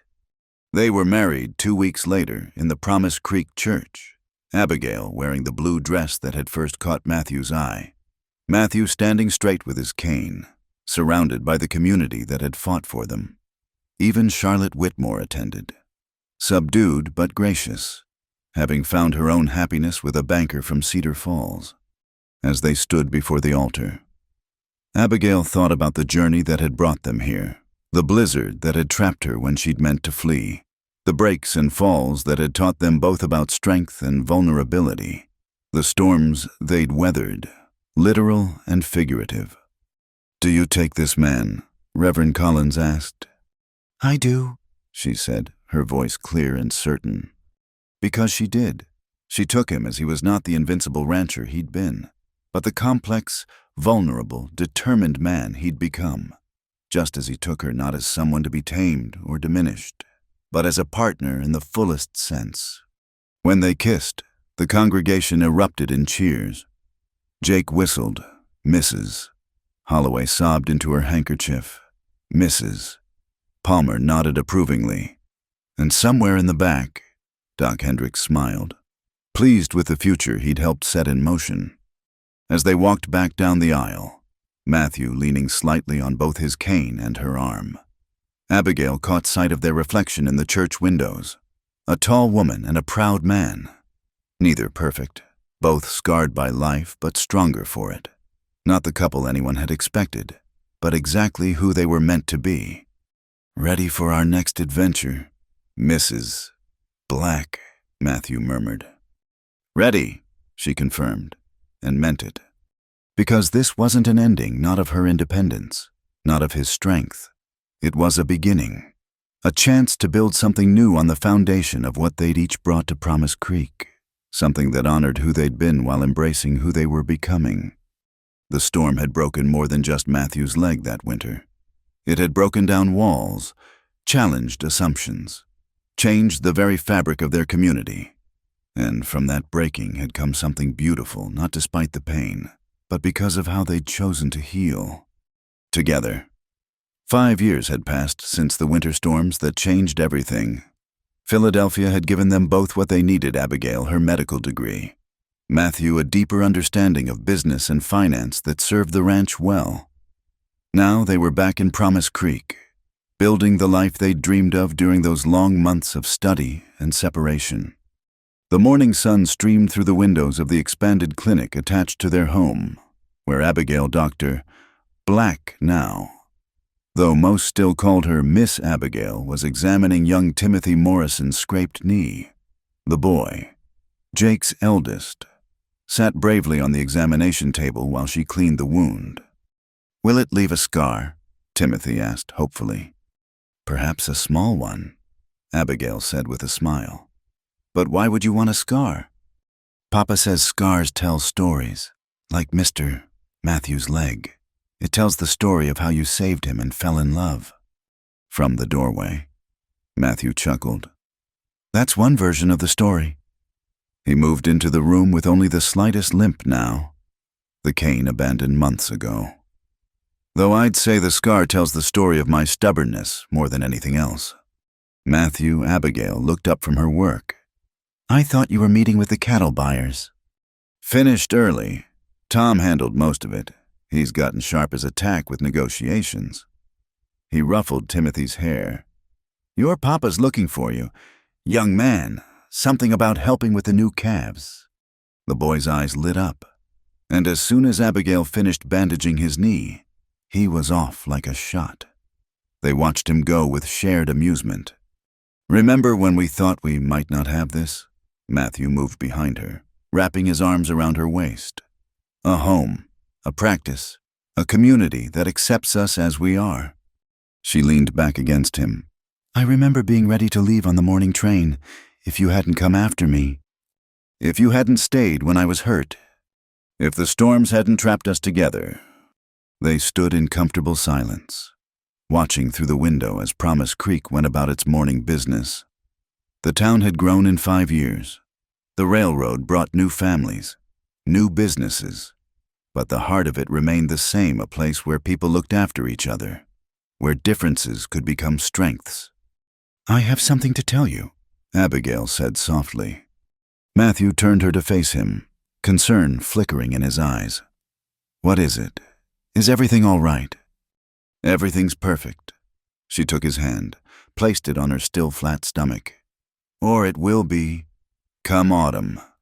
The joy that spread across his face was like sunrise after a long night. "Truly." "Truly. Though I'll need to find another doctor to help with the delivery. Even I can't manage that myself." He laughed, pulling her close. "We'll bring someone from Denver if we have to. Nothing but the best for you." He paused, his voice growing serious. "Abigail, are you happy, truly happy, not just content or settled, but happy?"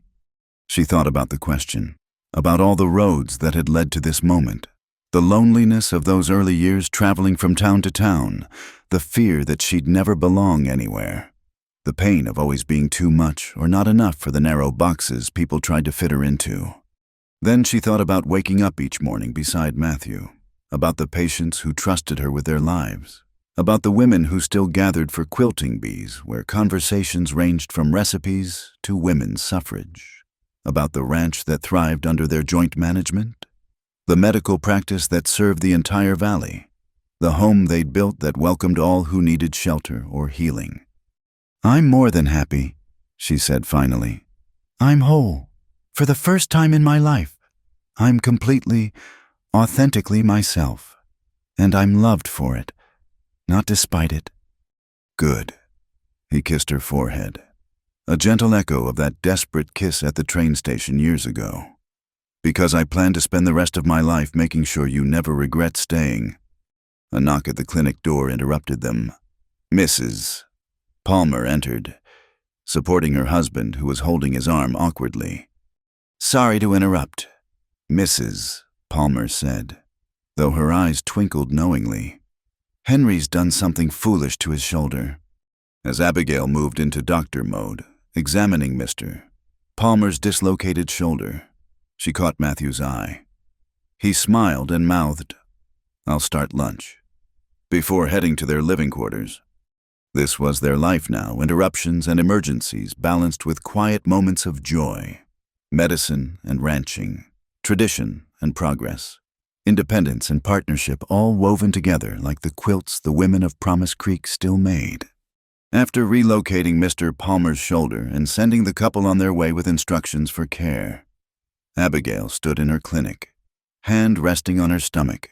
Their child would grow up here, in this place that had taught them both so much about strength and vulnerability, about the courage to be yourself and the grace to let others do the same. She thought of that morning at the train station, valise in hand, ready to run. How different everything might have been if she'd gotten on that train. No Matthew, no clinic, no community of women who'd become like sisters, no future spreading before her bright with possibility. But that's not what happened. Instead, a storm had come, and a rancher had kissed her goodbye too slowly to really mean it. Instead of running, she'd stayed and fought and built and loved. Instead of being diminished, she'd grown. The smell of cooking drifted from their quarters, Matthew attempting one of his simple but hearty meals. She could hear him humming, probably off-key, probably one of the hymns from last Sunday's service. Such an ordinary sound, but it filled her with extraordinary contentment. She moved to the window, looking out at the mountains that surrounded Promise Creek. They were constant, those peaks, watching over the valley through all seasons and storms, like the love she and Matthew had built tested by weather and pain and prejudice. But standing strong. "You coming to eat?" Matthew called. "Or do I have to come fetch you?" "I'm coming," she called back, taking one last look around the clinic. Tomorrow it would fill again with patients, ranch hands with injuries, children with fevers, women seeking her particular understanding of their ailments. She would serve them all with the skills her father had taught her, the knowledge Philadelphia had given her, and the compassion life had carved into her heart. But today, in this moment, she was simply Abigail Black, tall woman who'd found her place, doctor who'd earned her title, wife who'd chosen her partner, and soon-to-be mother who would raise her children to know that strength comes in many forms. She closed the clinic door and went to join her husband for lunch, their everyday miracle of belonging. The woman who'd tried to leave before the storm had finally, truly, come home. As she entered their kitchen, Matthew looked up from the stove with that smile that still made her heart skip. "There you are," he said, as if she'd been gone for hours instead of minutes. "I was starting to worry you'd been called away again." "Not today," she said, moving into his arms. "Today, I am exactly where I need to be." And she was, not because anyone had asked her to stay, not because she'd had no choice, but because she'd chosen this life, this man, this place. She'd chosen to plant roots in Promise Creek soil, to weather whatever storms might come, to build something lasting and true. Outside, clouds gathered over the mountains, promising afternoon rain to nourish the spring grass. But inside the black home, all was warmth and light and the quiet joy of two people who'd found their way through the storm to each other. It wasn't the life either of them had planned. It was better. It was real. It was theirs. And it was more than enough. Thank you for listening to this story of love, perseverance, and finding where you belong in the American frontier. I'm curious, where are you listening to this story from? Please share in the comments below so we can connect and share our thoughts about Abigail and Matthew's journey. If you enjoyed this tale from the Wild West, please subscribe to Wild West Stories 1850. Give this video a like, and hit that hype button to help more people discover these stories of courage and love in the Old West. Your support means the world and helps keep these historical romances alive for everyone to enjoy.